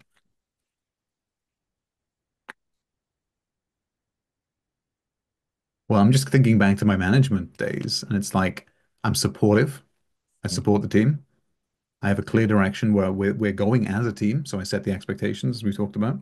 mm, I enforce the rules where I need to. And for the weekly calls specifically, I'll be leading it through the discussion, the coaching, and the guided exercise. So structured would be the word I'd use. mm. Structure on the weekly call. Okay. All right. Uh, for the cohort program, well, let's just do the before we go into the cohort because Hmm. it's an expansion of the thing of the one-on-one. So for the 12-week program, what is how are people going to judge the quality of the 12 weeks and the results and all? Okay, amazing. Well, this is going to be new to me, so let's do this Mhm, together. So, for the first of all, the quality output. So, mhm, is this person now able to operate with more internal control? So mhm. that's kind of like my pass fail. If they are able to operate in the world with more control, they have less stress, and they have more autonomy, it was a success. Yeah. So that's how I judge it. Then From you should the definitely have some sort of system before and after to measure that in a certain way. Yeah. Just so once testimonial time comes in, right? Hmm. They can do testimonial, but then you can say Bob started with Yeah, this level yeah. of internal control based on these measures, and then 12 weeks after the 12-week program, we measured again, and this was the difference. Nice. I like that You because know? that's six months later from starting. I love it. Yeah, yeah, because you want to see the stickiness of it. You can measure like right after and then 6 months after, but uh, No, I love it. That's really yeah. good. So yeah, that's kind of like So my more measure. internal control. Okay, what else would they judge like? What are they judging? Well, I mean, ultimately, it's based on output. So the people I'm working with usually want more money and less stress. Mm-hmm, So more money, more capacity to earn, removal of those limiting beliefs. mm-hmm, So increased income would be definitely one of them. mm-hmm, Or if they already have sufficient income, then it would be because I'm imagining the person who is like stressed to the gills trying to mm-hmm, maintain, it would be less stress, mm-hmm. less overwhelm. Right. Okay, and then with the cohort, uh, what do you think? Like, because definitely they're going to be judging that the quality of the program is going to be if they're more their locus of control Hmm. internally is stronger, right? Or however, that's your job to go and find the Hmm. juiciest way of saying that, right? But then also if they're kind of at a plateau in earning, Hmm. so maybe not struggling, just hey, I've hit a plateau, I want to reach the Yeah. next level. They inc grow their capacity to earn. Yeah. And then if they're kind of tightly strong, stressed out about the current narrative, how their new narrative can kind of calm them down and put them more in control. Hmm.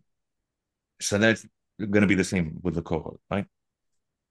So I Right? think the only other thing that Yeah. again is just a fresh concern when it comes to the cohort for me is like how much support do they have? Because they won't have as much support as the one-on-one, which is like the highest touch I can give.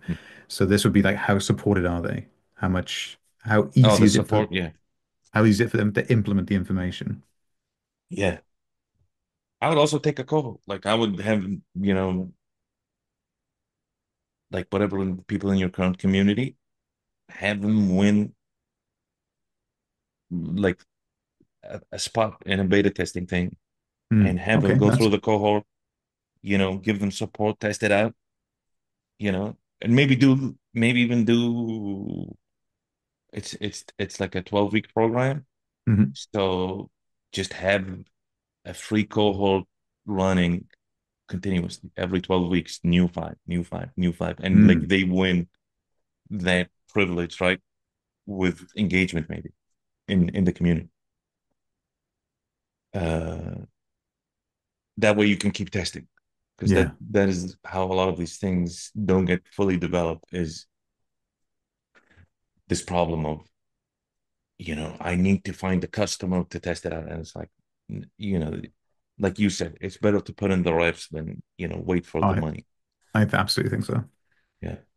Uh, so what does a five-star experience look like for the 12-week program? So for me, I'm Hmm. just putting myself in the customer's Hmm. perspective. So I came to the program with frustrations. I came to the program with lack of clarity. I left the program with crystal clear clarity. All the my mindset was aligned to the outcome that I wanted, and I knew exactly what I needed to do every day to achieve it. So it's going from that state of confusion, frustration, and overwhelm to clarity, certainty, and execution. So my behaviors are matching it. If I could provide that, that's what I would consider a 5 star. And they knew at all times exactly what they needed to do. So expectations were clearly communicated. There was a roadmap for the whole time. They felt supported and they could see how everything they were doing would contribute to the transformation. All right. What does a six-star experience look like? Ooh, it's juicier still. They did all that Mhm. plus again, it was personalized to them. Like it was really tailored to the individual. What does that look like? So we made, again, a custom roadmap showing them exactly how the transformation would look, but we would also go ahead and anticipate potential blocks in their life, in their calendar. We'd work around that stuff to make sure that they still had the same impact whilst not having to give up the things that they wanted to keep. So I'm just trying to think of the value I like it. So equation there's here. like not just, hey, this is the roadmap, go ahead. It's like a This is your deeper roadmap. understanding Yeah. of, hey, knowing you and your circumstances, you might experience this that is Hmm. unique to you, and here's how you get over that. Yeah, I like that. exactly. That's how I would think about it. Okay, what about a seven-star experience? I mean, short of flying to somebody's house and working directly with them, but no, Yeah. that's a good point. Like we could provide because like as I get better at this and as I Mm-hmm. start to deliver more and more and create more and more assets to go with Mm-hmm. it, without overloading people, I would want to deliver more high value assets over time. So like you might get a custom uh, guided meditation specific to your thing.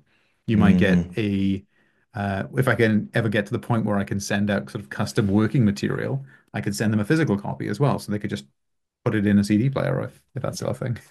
But just something like that, something with like touchable, tangible touchstones Okay. I think would add another dimension. So it's not just another course, it's something tangible because like there is a psychological effect of placing something in your 3D environment. Yeah, Because like like if it, trophies and stuff like that. yeah, I was exactly, thinking right? like that. That's great. Exactly. Because like Or if it's just something that something lines up with like a hero, right? Like what is like maybe medals or something. exactly that. So Yeah. and there's a great example of that. So when you start earning 10K a month in this guy's program, he'll Hmm. actually send you a 10K statue.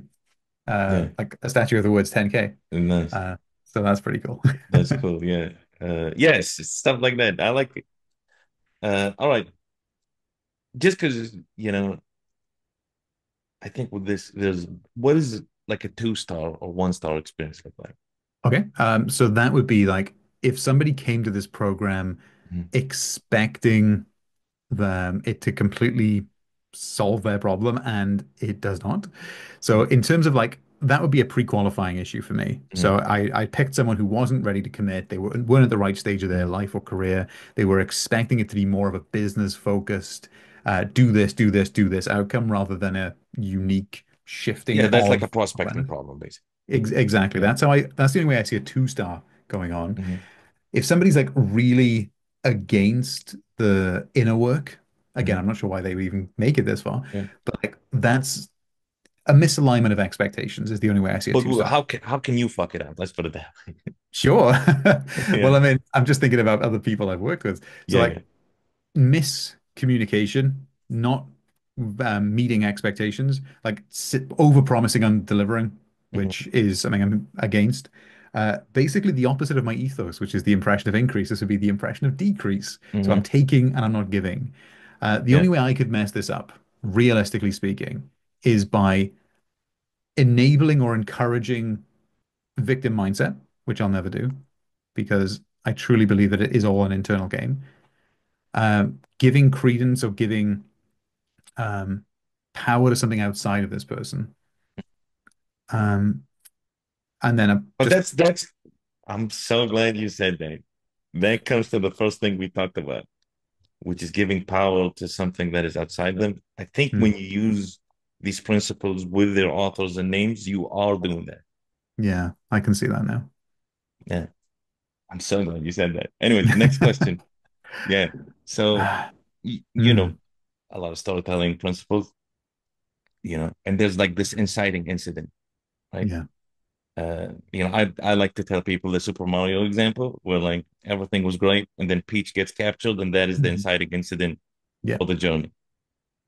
What is that inciting incident for your prospects or your customers? Like what happens that makes them want to get this? Yeah. So the moment, if I had to point to it, Mhm. is where they realize that they're grinding and it's not working. It's not producing the result. So they're putting in the effort, they're not producing the result, and there's a moment where they say, "What's wrong with me?" Or like, "Why isn't this working for me?" But that is not an inciting incident, right? Because that is it's just not an event. Hmm. It Okay. happens. It happens all the time. Like you said, like it's frustration. Like, oh, I don't want the 9 to 5. Well, Oh, I'm just thinking whatever. about But I'm then thinking there's about like transformation moments, like somebody dies. yeah. Uh, that's a big one for a lot of people. Like somebody dies and they're like, God damn it, I need to do something. And Hmm. then, or they get fired, Hmm. or those are better inciting incidents because something changed. And Yeah. because something changed, they are now more inclined to take a different action. So I'm just trying to think about this Mhm. from my own perspective. Like, and for me, it was a case of I You hit got my laid off? FT, but well, that was last year. Yeah. That was after this took Mhm. place. But that did cause me to change, and I think that that's going to be a big one over the next 10 years. A lot of people are going to lose that 9 to 5. But if we're specifically targeting the one-to-one program at people who are already in business Mhm. and who have already established their business, they're earning, a decent cash Mhm. flow. I'm just trying to think of what that could be. Like the the situation around it is going to be that they're producing results which are not in alignment with what they want. So that's the circumstance. Mhm. But like what would be it's a good question. 'Cause, like what would be the one trigger? Because like Yeah. they're going to have a moment where they realize that if they keep going down this road, it's not going to end up like, I spent 10 years in sales. And I said the story before, like I turned around and a decade fell off the calendar. And that was a moment for me where I realized, whoa, I need to change. Uh, this is interesting. What are your thoughts on it? I think for that like super rich category, Hmm. it's definitely either like it has to be like somebody dies, Hmm. that they looked up to and they're like, God damn it, like a parent Yeah, dying, for example. They're like, they just didn't achieve what they were talking about. that's powerful. Yeah. You know what I mean? Like they Unrealized they had potentials. they had all these ideas and they looked like they were striving towards them, but then they died. Hmm. I think death is a big one. Being laid off is another one. Like a lot of high performers, in sales or whatever, like want this kind of stuff, but then they get laid off Hmm. and they're like, oh my God. I wasn't in control. The person who was in control was my employer, Yeah. right? Uh, Same thing. I think stock market crashes and stuff like that. Mm. I was beholden to the stock market. Just thinking about all these things that are controlling people in the moments that uh, drastic changes happen. Like parents, big one, because they're Yeah. controlled by their parents, and then the parents died. Like I've been doing something to make my mom happy, right? And then my mom dies, and it's like, Ooh, why the what's the fuck am I point? doing this stupid shit? Yeah. You know what I mean? Uh, Absolutely. so it's kind of like those That's a, points I think are inciting incidents for yeah, that's a great uh, question. It's a uh, great question. Because again, I think looking at this through the lens of myself, like there's mhm, a moment of clarity. It's like a mhm. moment of awareness where you realize that the direction that you're heading in is not going to give you what the outcome that you want, or the outcome Good you say you want. afternoon, Will. Sorry. What's going on? Like the Alexa beeped up. I'm not sure Oh, why. Alexa was like, what's going on, man? Not sure how to But yeah, help you there's with a that. is it is it going again? Is it That's like fine. I think it's oh, quiet now. okay. Don't move. Like what moment are you thinking of? Like what was that moment that made So like for me, yeah. yeah, this for me, this was a couple of years ago, and it was a case Mm, of like I'm overweight, I'm waking up, I'm mm. 35. If I don't change now, I'll be 70 before I know it, and I won't have the chance. Like I won't have that opportunity. But And you it was said just something that, about blood pressure. Was it like oh right yeah, my blood after pressure you was went to the my doctor blood that pressure was you so high. Yeah. but was it the doctor visit that you were like, what the hell am I doing? I mean, that was part of it for sure. Like a health diagnosis. Like the stress side of things, absolutely. That can be like either somebody has like a breakdown or they have like a panic attack or something like that, or Yeah. they realize that they're chronically getting sick because they're so stressed and their cortisol so high because they put the just I'm just spitballing this, but they put the control Yeah. outside of themselves and they feel like they're a victim to it. And because they feel like they're a victim to it, they're always in that fight or flight mode, that sympathetic nervous system, and that means that they get sick. And usually it'll be that sickness It that nobody does that. Like that last one, nobody does that. Like if they're always getting sick, they're never gonna just snap out of it unless they go to doctor and says you're dying. And yeah, then they're like, they get their diagnosis. Yeah. yeah, they're like, damn, I need to change something. But the Mm. breakdown, Yeah. definitely. Panic attack. Yeah. I've never had a panic attack before. Now I'm having panic attacks. That is scary as hell for a lot of people. Yeah. And panic attack 100 because anxiety is oh shit, I'm not prepared for life, right? And it's like, oh my God, I can't handle this. Like I need so anxiety is a good one. Like panic Mm. attack, 100% is an inciting incident, for all your cohorts. Um, So interesting. yeah, being laid off uh for the lower cohorts, right? Um, even seeing a friend you have just blow up, that is a big inciting incident. Where like you've known this dude, whatever, and then all of a sudden you hear the news and he's just crushing it. And you're like, God dang, how is he crushing it? Like he was stupid in college or whatever, like Yeah, these yeah, I know things, what you mean. these change a lot of people when, all of a sudden that happens. So it's just Interesting. good to have that idea that it's not it's never a realization. It's always an external change. Hmm. Something has to happen. Even with yours, I'm sure if you go and think about it, it's If going to we be think like of, a yeah, doctor diagnosis. It's going to yeah, be like you woke up one time and it's like you had like your heart was beating irregularly or you were breathing too bad and you're like, I can't keep doing this. yeah. You know, Well, now that you it's mention it, yeah, yeah, it's like that pattern interrupt, isn't it? yeah, yeah. Hmm. Exactly. It has to be something like that. That motivates action. The other than that, the realization and all of that, like it doesn't happen, right? Uh, okay. We're almost nearing that. Uh, Imagine there's a supervillain out there. Supervillain Will Carter, right? Okay, a supervillain me. All right, Yeah, sure, supervillain Will Carter, who's 100 times better than you. sure. Describe that person. Hmm. Do they want what I want, or do they want the They're opposite of you. what I want? They're you, but like without Without limits. without limits and without a moral compass. But they're you. Is that a moral compass? Hmm. Yeah, they're the What? villain version. So it's not Okay. like they don't care how they get your results, basically, That's that a you want. that's a tricky one. Yeah. I mean, okay, let's see. If I have the capacity to just do anything to get this result across to people, Hmm. I get this into schools. I'd start tearing down the crap that gets programmed into people's head. I'd shut down TV stations. Hmm. Like I literally change the way that the world works because the current supervillain is the fact that we're all programmed to feel negative and small. Hmm. That's the current villain. So if I went full villain mode, I'd be Hmm. tearing that down. Hmm. Just like going attacking these Yeah. institutions.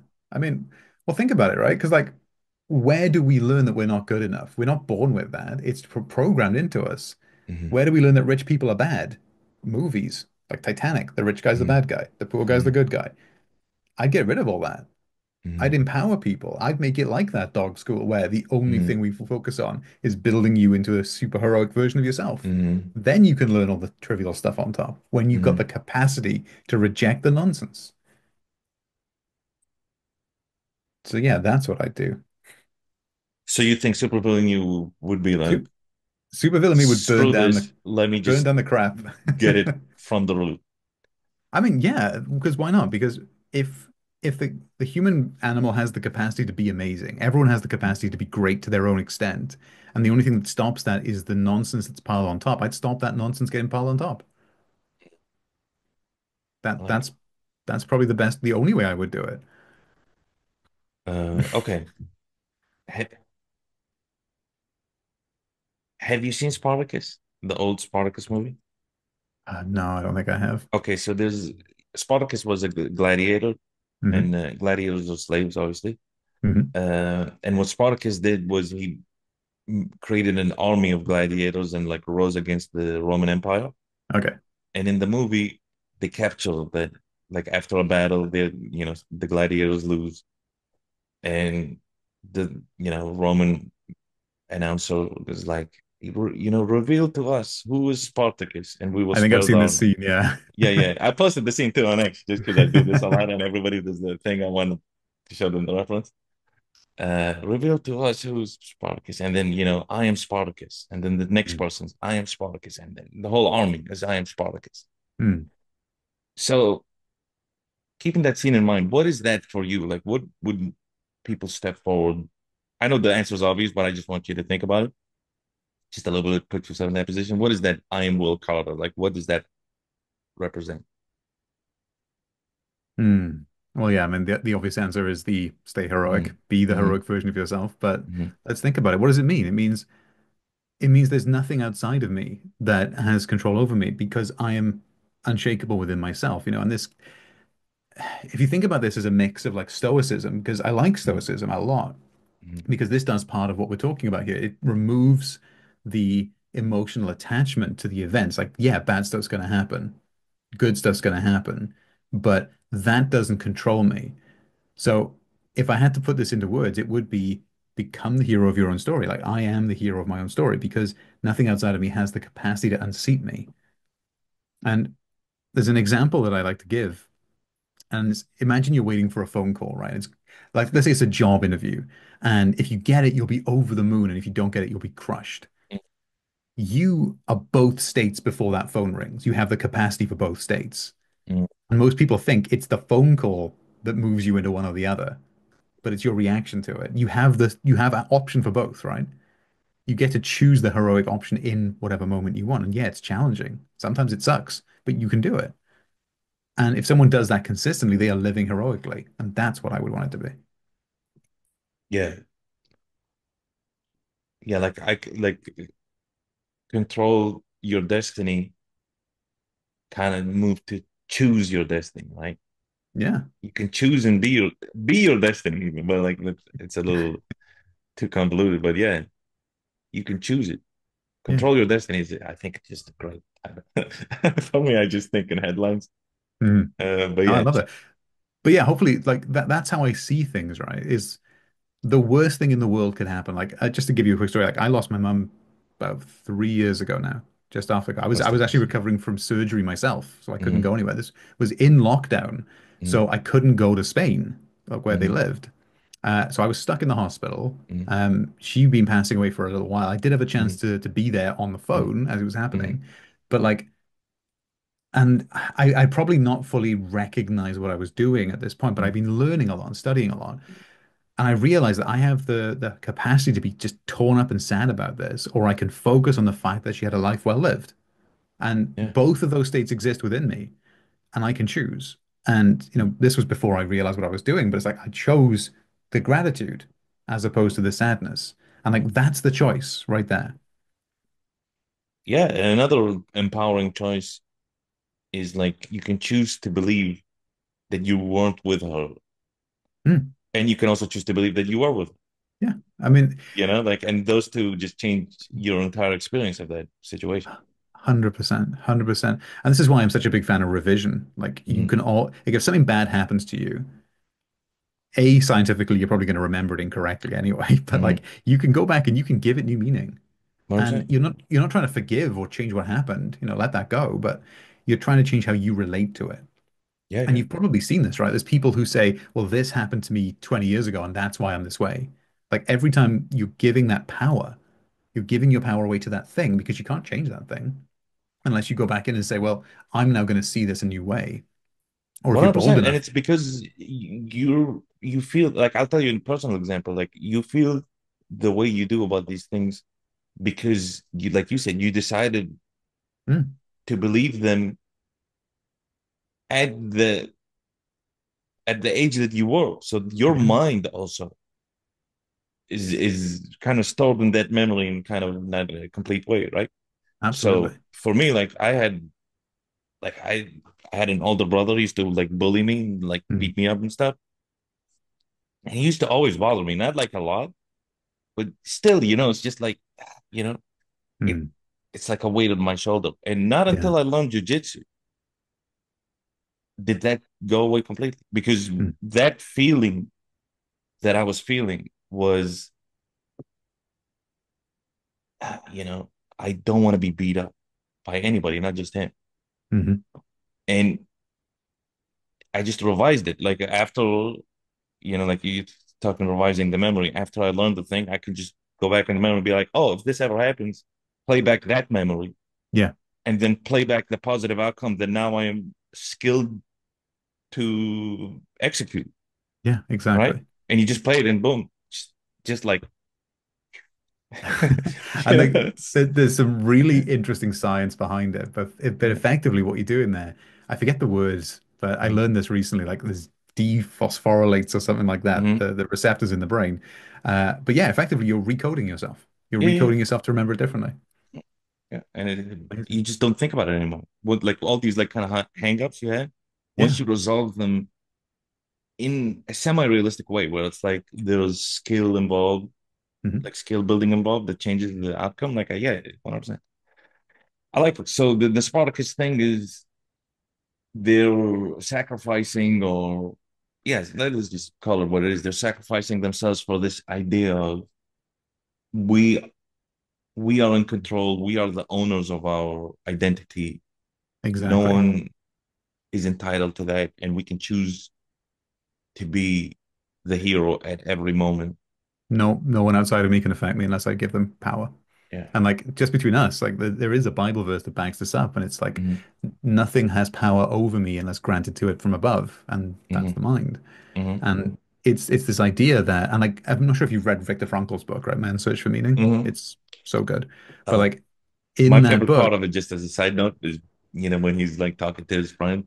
mm, He's like, if I die, my will is this like love note to my wife. Then like 10 out of 10, like that. I like it's like, bro, yeah, no, number one dude right there. Like he's like, he's I just need my wife to know how much I love her. All right, I like amazing. if you think about the stuff that guy went through, like, and he's an Hmm. example of this. Hmm. He's like, I'm seeing my friends killed in front of me. mm, I'm beaten every day. I'm forced to do this manual labor, mm, meaningless, and they're showing me mm, how meaningless it is. mm, But I still get to choose the way I feel. I still mm, get to choose the way I relate to this. mm, Like if he can do that, and like we're in a society now mm, that's struggling to take a rejection the right way. mm, Uh, it's so empowering. Like you can mm, operate at such a high level just by making this change, which is why I keep saying it's the highest leverage work you can do on mm. yourself. So yeah, I But am the what to hero of my choose story. is a big empowering thing as well. Because Mhm. you can choose whatever you want, but some people choose trivial things Oh yeah, and to as their heroic identity. And it's like, bro, 100%. there's so much available to you that, let me show you Yeah, what's and available. like think about Yeah. this as well, because like a lot of people will do this in reverse, right?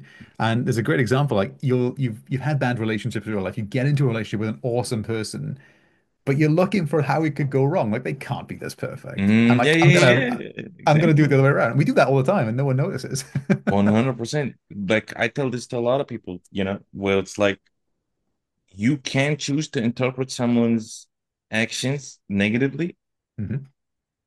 or you can just, see it as what it is. Hey, like let's say someone does something that makes you feel bad, right? Instead of saying, "Oh, it's because they're an asshole or they're doing that or whatever," it's been, "Hey, I felt bad because of this. Let me deal with that." And I don't know why they did what they did. So like it's Yeah, like two completely separate things, you know? exactly. And it's like that perception changes the whole thing because if you kind of don't attribute your bad feelings to the other person, you now have this ability to build a much healthier relationship with the other person.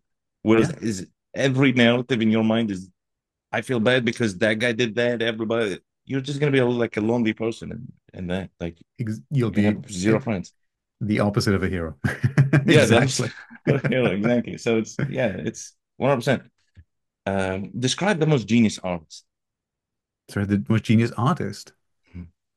Ooh, damn, that's a good one. I'm gonna say Michelangelo, Interesting. just because of the creation of David. Mhm. Sorry, the creation of Adam. Uh, but David was a statue. Yeah, Yeah. the creation of Adam. If you see the work Mhm. um, from the sort of metaphysical lens that I view it from, God is he's depicted in the brain on the right side because it's like if you look at the shape of it, it's exactly the brain, and all the different characters are Mhm. the facets of the brain, and it's going from right to left, so imagination into reality, into fact.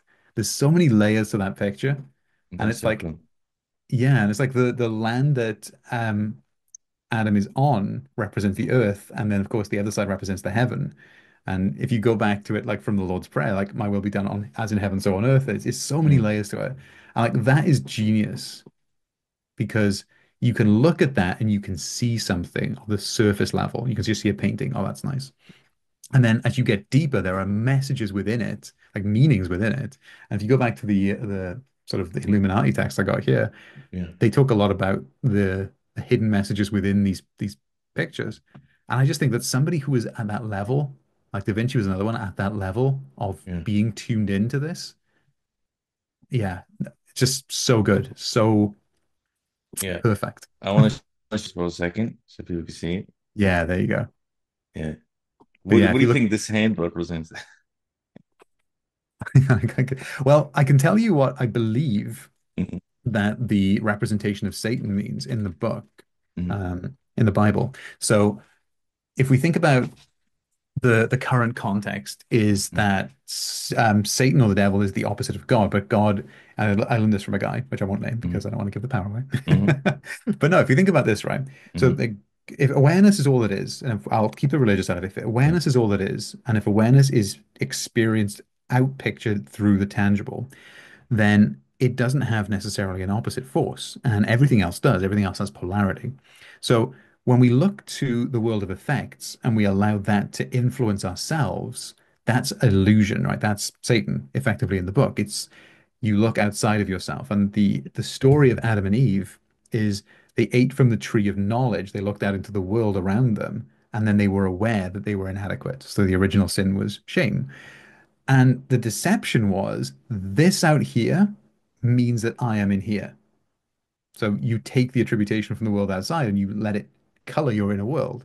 And in the Bible, it talks a lot about sin, or the modern versions do. And sin, interestingly enough, is an archery term, which just means to miss your mark. It's in Spanish, right? Sin is without, con is with. Um, so missing your mark is sinning, and being righteous is thinking true, regardless of appearances. So like this is such an amazing thing. So like I'm seeing the hand as the deceiver, right? Look out Mm. here and consider this as true. Or you can look in here and consider this as the eye of God, right? Mind sight. So this is truth and that is illusion. And I think about this in the modern world, right? Is like most people, when they see something, they aren't seeing what's really there. They're just seeing their perceptual filter of it, right? Like opportunity as an example. Mm. A rich person with a perceptual filter of opportunity will see opportunity where it is. But somebody who has that closed off mindset won't see it anywhere. They'll just think the world's against them. And if they buy into that and believe that, that has deceived them because they always had the ability to originate the opportunity. They just didn't, they weren't aware of it. So like it's such an interesting concept. So So that's the how I, delusion, like, because just like as you know, devil's advocate, which yeah, is so funny yeah. to put it in, in this place, right? It's like, but well, what about reality? Like, what do you like? Because you're saying illusions or delusions of separation hmm from the oneness, Yeah. right? Is the superconscious, like you showed in the beginning, right? hmm You assuming that that is not a part of it is the only sin, is what you're saying, right? Yeah. So the sin is basically it's missing your mark. So you may create a desire within. So like let's say you have a desire, and many people have said the desire comes from the Father, right? So the word Mm-hmm. desire is of the Father. That's Mm-hmm. what the word comes from. So the desire for life, you can just say, is expansion and fuller expression. So if anything is outside of that telling you that you can't do it, it's effectively acting against you. It's limiting you. And I suppose the way of saying this in a practical way is you see limitations where they don't exist. Like some things are limitations. Like in your current situation, you may not be able to do something, and that's okay. But if you can But imagine doing, where is that line? well, Because I this see is what the, you're saying. Like you're like you can't just say, "Oh, I'm the NBA star," yeah, and whatever. Like that yeah, is exactly. definitely like a delusion, right? But Well, I mean, where is the line? Like, is there a point where you're like, "No, this is not possible for you," or well, let's if I break it down this way, right? So the word delusion, by the way, very interesting word. So I view that as de-illusioned. So an example of again? this is like Yeah. if you think about anyone who's achieved something great, they were probably called Mm, crazy, delusional. Think of like the Wright brothers or mm, Benz or any of those people. And they said, I think we can get us in the air. I think we can fly. And like the zeitgeist at the time is men can't fly. It's just not, mm, God doesn't want us to do that. mm, So they go inside into imagination, right? Which is what Christ represents in the mm, Bible is the awareness that if I can see it, I'm one with God, I can make it. mm, Um, and you say, right, okay, Christ is saying that I can see this. The world is saying I can't. That's the deceiver, the devil. mm, Now, it's pretty obvious that I can imagine something that I cannot in this moment create. For example, if I saw myself as a 7 foot tall NBA player, I mm, open my eyes, oh, that's not true. mm, But which one of those am I going to put my faith in? So the external world is the world of effects, and the internal world is the world of cause. mm, So if I say to myself, okay, I'm going to see myself as this, I don't know how I'm going to get there. And this is, mm, I'll get back to this in a moment because this was a penny drop for me. I don't know how I'm going to get there, but I can choose to see that and put my faith in it, put my mm, faith in the unseen, right? And, God calls things as are not seen as though they were. mm, That's faith. That's Christ. And then the mm, devil is, oh, I'm not seeing the evidence, therefore it's not possible. Therefore I'll never get it. Therefore I have to stay as I am. And that's sin, essentially. So you got righteousness and sin. So the idea that if I can see it in my mind, a way will be made. And if you go back to, I mean, if you've read Andrew Carnegie stuff, if you read Wallace Wattles stuff, a way is made is kind of like the theme. And that's why they got God the Waymaker. Um, the idea behind it is that the world outside of me doesn't need to support me in order for me to change myself within, right? I can change my self concept. And if we bring this into practical psychology, you might be faced with a situation. Let's say it's a work environment, it's very toxic, you don't like it. That's the world. That's what it's showing you now. Do you accept that as true? Or do you say in your mind, right, I have the capacity to imagine it better. I Mhm. have the imagination to imagine a world that I do like. And if I put my faith in that instead, what is going to shape my experience, my I am, right? Which is ultimately the awareness. Mhm. And what you put your awareness on is what your brain looks for and what you end up creating in your results. Now, you won't change your environment immediately. You might be called crazy. You're imagining a better version of what exists. But by doing this, you're taking the power out of that and you're putting it in here. And by Mhm. doing this, you're going to create over time the opportunity for it to express. And this is the part that no one knows how, but you'll be able to notice the things because this is where your awareness goes. And one of the best ways I've ever heard this said, like in a purely scientific way, is that what you focus on is the direction you're heading in, right? And Mhm. I'm sure you've heard that too. Yeah. So the way that this works, to my understanding, is what we focus on is what we start to think about, because Mhm. the awareness, the identity starts to filter into the thoughts, feelings, and actions, which is the psychocybernetic loop. And it's all a case of like, what do I allow to influence the self? So the Bible is saying that the Christ, the miracle maker, sees things that are not there, but calls them as though they were there, and then the unseen becomes seen. Whereas the devil is the world of expression that is already there, and we're saying, no, that is true. Therefore, I'm denying Christ. I'm denying, I'm renouncing, or I Because am. what I'm hearing, like I see just one, not conflict, but Yeah, yeah, one go for it. one point of maybe confusion, right? Go for it. And it's I hear that you're born Hmm. as like a perfect expression of a sliver of that super consciousness, right? Or Hmm. like the with a specific identity, and you get layered with Hmm. programming and stuff and all of that, right? And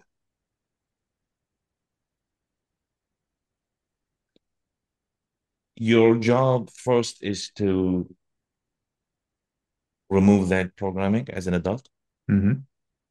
and get back to that super conscious level that is able to imagine and create things, right? Because that is like you're putting whatever Jesus and all this stuff, but like I'm just calling it what it is, right? Yeah, yeah, yeah. That's fine. It's just like you need to get back to a state where you allow yourself to imagine things Hmm. and then you go out and create them. Yeah. But then the conflict, which is I love that. For me, that is kind of also my thing with the founder identity and Hmm. kind of getting people back to the founder identity because I believe in creativity. I love creativity. I want to get you there. There's not for me. There's no moral or religious or any kind of philosophical Hmm. like there's an influence obviously, but there's not a attachment to any of that. Like for me, it's Yeah. just this is a fun way of being. Like this is the most fun that I've discovered. You Hmm. know, to live in this way is just fun because when you get rid of all of that, you get back to like childish innocence, playfulness. You feel calm. You feel, like, You nailed it, and man. yeah, and whatever. But then there's this. You can choose the identity that whoever you want to be, and that's where the Hmm. conflict happens. Sure. Because it's like, do I choose the identity or do I honor that original innocence identity? And like, which one is? So it's in my mind, there's no conflict there. So the way I see it Yeah. is if we are, again, Mhm. one with source, if we are that awareness, whatever Yes. is animating this, right? Yeah. The original We source. Yeah, exactly. I like the Yeah, original source. Yeah. so Yeah. we are the person who changes states or awarenesses, Yes. right? So I can move from the state of being happy to angry Hmm. to wealthy to poverty, and it all exists within me, right? Nothing needs to Hmm. change on the outside. This is the Hmm. point, is I can be a wealthy person with no money, and I can be a poor person with a lot of money. I had changed the state. Now the person behind the awareness behind the state is what we truly are. That's the Hmm. perfection. I am the person that travels between the states. And when I occupy a state, Hmm. I see the world through that lens. So if I'm in a state Hmm. of poverty, I'm going to see poverty everywhere. I'm going to start to experience that. So the way I view it is that we are this innocent perfection. We are this beautiful consciousness that is here to experience life through these states, through these awarenesses or identities. And we get conditioned into one of these states, into this belief structure by our environment, by our upbringing, and we see the world from that box. Now, if you do, there's a meditation I love called the I Am meditation, which is where you strip all of that away, your identity, your gender, your nationality, and you just get back to pure awareness, right? Which is this beautiful state of just I am. And that is what I believe is as close to source as we're going to get in this body because we have this ego, right? This perspective, this avatar in the video game. And I don't think it's a bad thing, but it does filter our perceptions. So in my mind, the way I would resolve that conflict is we are the awareness, pure, unconditioned, unfiltered awareness. This is what men call God. And we are in the experience of moving from state to state. Now, my goal with the heroic path and the heroic way is to make people aware of this. It's like your awareness is conditioned by the mental programming, the state you're in, but you can change it. So if you don't like what you're seeing out there in the world, we change the filter, we change the box, because as long as we're in this body, we're going to have a box that we need to put our awareness in. We change the box to be one that is more in line with what you want, more heroic. You can choose that. But So instead that's of how I. changing the box, I think it's what is more accurate and what is more compelling Mhm. is returning to source, is the deprogramming and then the empowering of the creative source. Yeah, I mean that It's is. not that it's not changing because you want to change it. It's the original source is confident. The original source Oh, is absolutely, calm, is all of these things. And absolutely. it's your most powerful state. Hmm. And how do we get you there so that you can start living a Yeah, life in the highest in alignment with that. power? Yeah. Absolutely. I mean, the only issue I have with saying it that way is everything is a condition, right? Because there's a polarity between poor and wealthy. It's the same thing, it's just different scales. So if I was to make this practical, you've been viewing the world through the lens of poverty. We want to reposition it so it's on the lens of wealth. Because pure consciousness doesn't care. It's just the awareness. But I see exactly what you're saying because we want to remove those negative filters essentially and get you back to that Power original. state, really. It's like Yeah, I'm sure you've read Power versus Force, right? yeah, by David Hawkins, Yeah. absolutely. And that is kind of like what I'm trying to say is that Mm, you're getting people up in that power yeah, scale. 100%, 100%. And that is your ultimate goal. Like for any person who wants to work with you, Yeah, that goal to be more in power, more in control, 100%. like is the move, I think. That is the goal. That's the transformation. It is moving up that scale that David Hawkins presents. It's going Yeah. from victimhood, going from blame, going from anger, Yeah. going from sadness into past acceptance. Because like Yeah. acceptance is this is the way things are, and I'm okay with Hmm. it. But I want more. I want that joy, peace, love, fulfillment that's on the Hmm. list. And we do that by understanding that it's an inside game. We don't need the world to change. And this is 100%. Yeah. this is this is the thing, right? It's like and this is the question I ask myself, is like, what am I allowing to condition me right now? Who am I being is the question I like to ask Hmm. myself. And am I being the version that is confident, happy in this moment for no other reason than I can choose to be? And if I need evidence of it, I can see it here. Or do I look outside into the world to define me? And this is the big problem is that I see my bank account, and let's say, for example, you're in a position you don't want to be in. I see red numbers. That means I am this. And then you're allowing the outside to condition you. That's disempowerment. Whereas empowerment is That might be what it is, but I choose to come up with an idea to generate more. Now you're going this way. And that's empowerment. So the goal for the transformation is to help people go from this state, or a state maybe where they're unaware of what their awareness is on, into this state where they have clarity, where they have the aligned mind, and they know how to execute on it. Yeah, 100%. I like it. Um, all right, we're almost. Man, this has been so good. Thank you. It's just been amazing to hang out with you for the day. It's been Thank you. really useful, though. Um, all right. What is the bad signal for this brand, the heroic journey? Like, Batman sees there's crime, shoot the bad signal, Batman shows up. What is the bad signal here? All right, okay. The bat signal.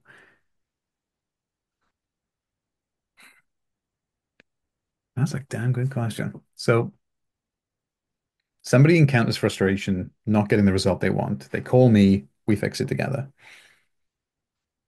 So, So frustration. That's like the bad signal. frust Frustration of like yeah, I mean, inability to get what they want. experiencing a reality they don't prefer, simply put. Yeah. But yeah, exactly right. Because like I'm living this life and I don't want to anymore. I want more. I desire more, but I don't know how to get there, and that's frustrating. Yeah. So why would anyone want to wear a hat with like a logo of this Heroic, brand? Yeah, you're right. empowered. You're living a life that's empowered. The reason I put that stay heroic as like Yeah, my motto, my mantra yeah. is when you're being the hero of your own story, you're not being the NPC, you're not allowing the world to shape you, you're shaping it. Mm. So, and you stay that way when you wear that hat and you remind yourself that I can always choose the way that I respond to the world. I can always choose what I'm choosing to entertain and focus on. I have control. So someone would wear that hat to remind themselves that they're always in control, no matter how bad it gets. I'm in control. I love it. Yeah, I love it. I'm telling you, control your destiny is such a good headline for him. I'm in control. Uh, uh,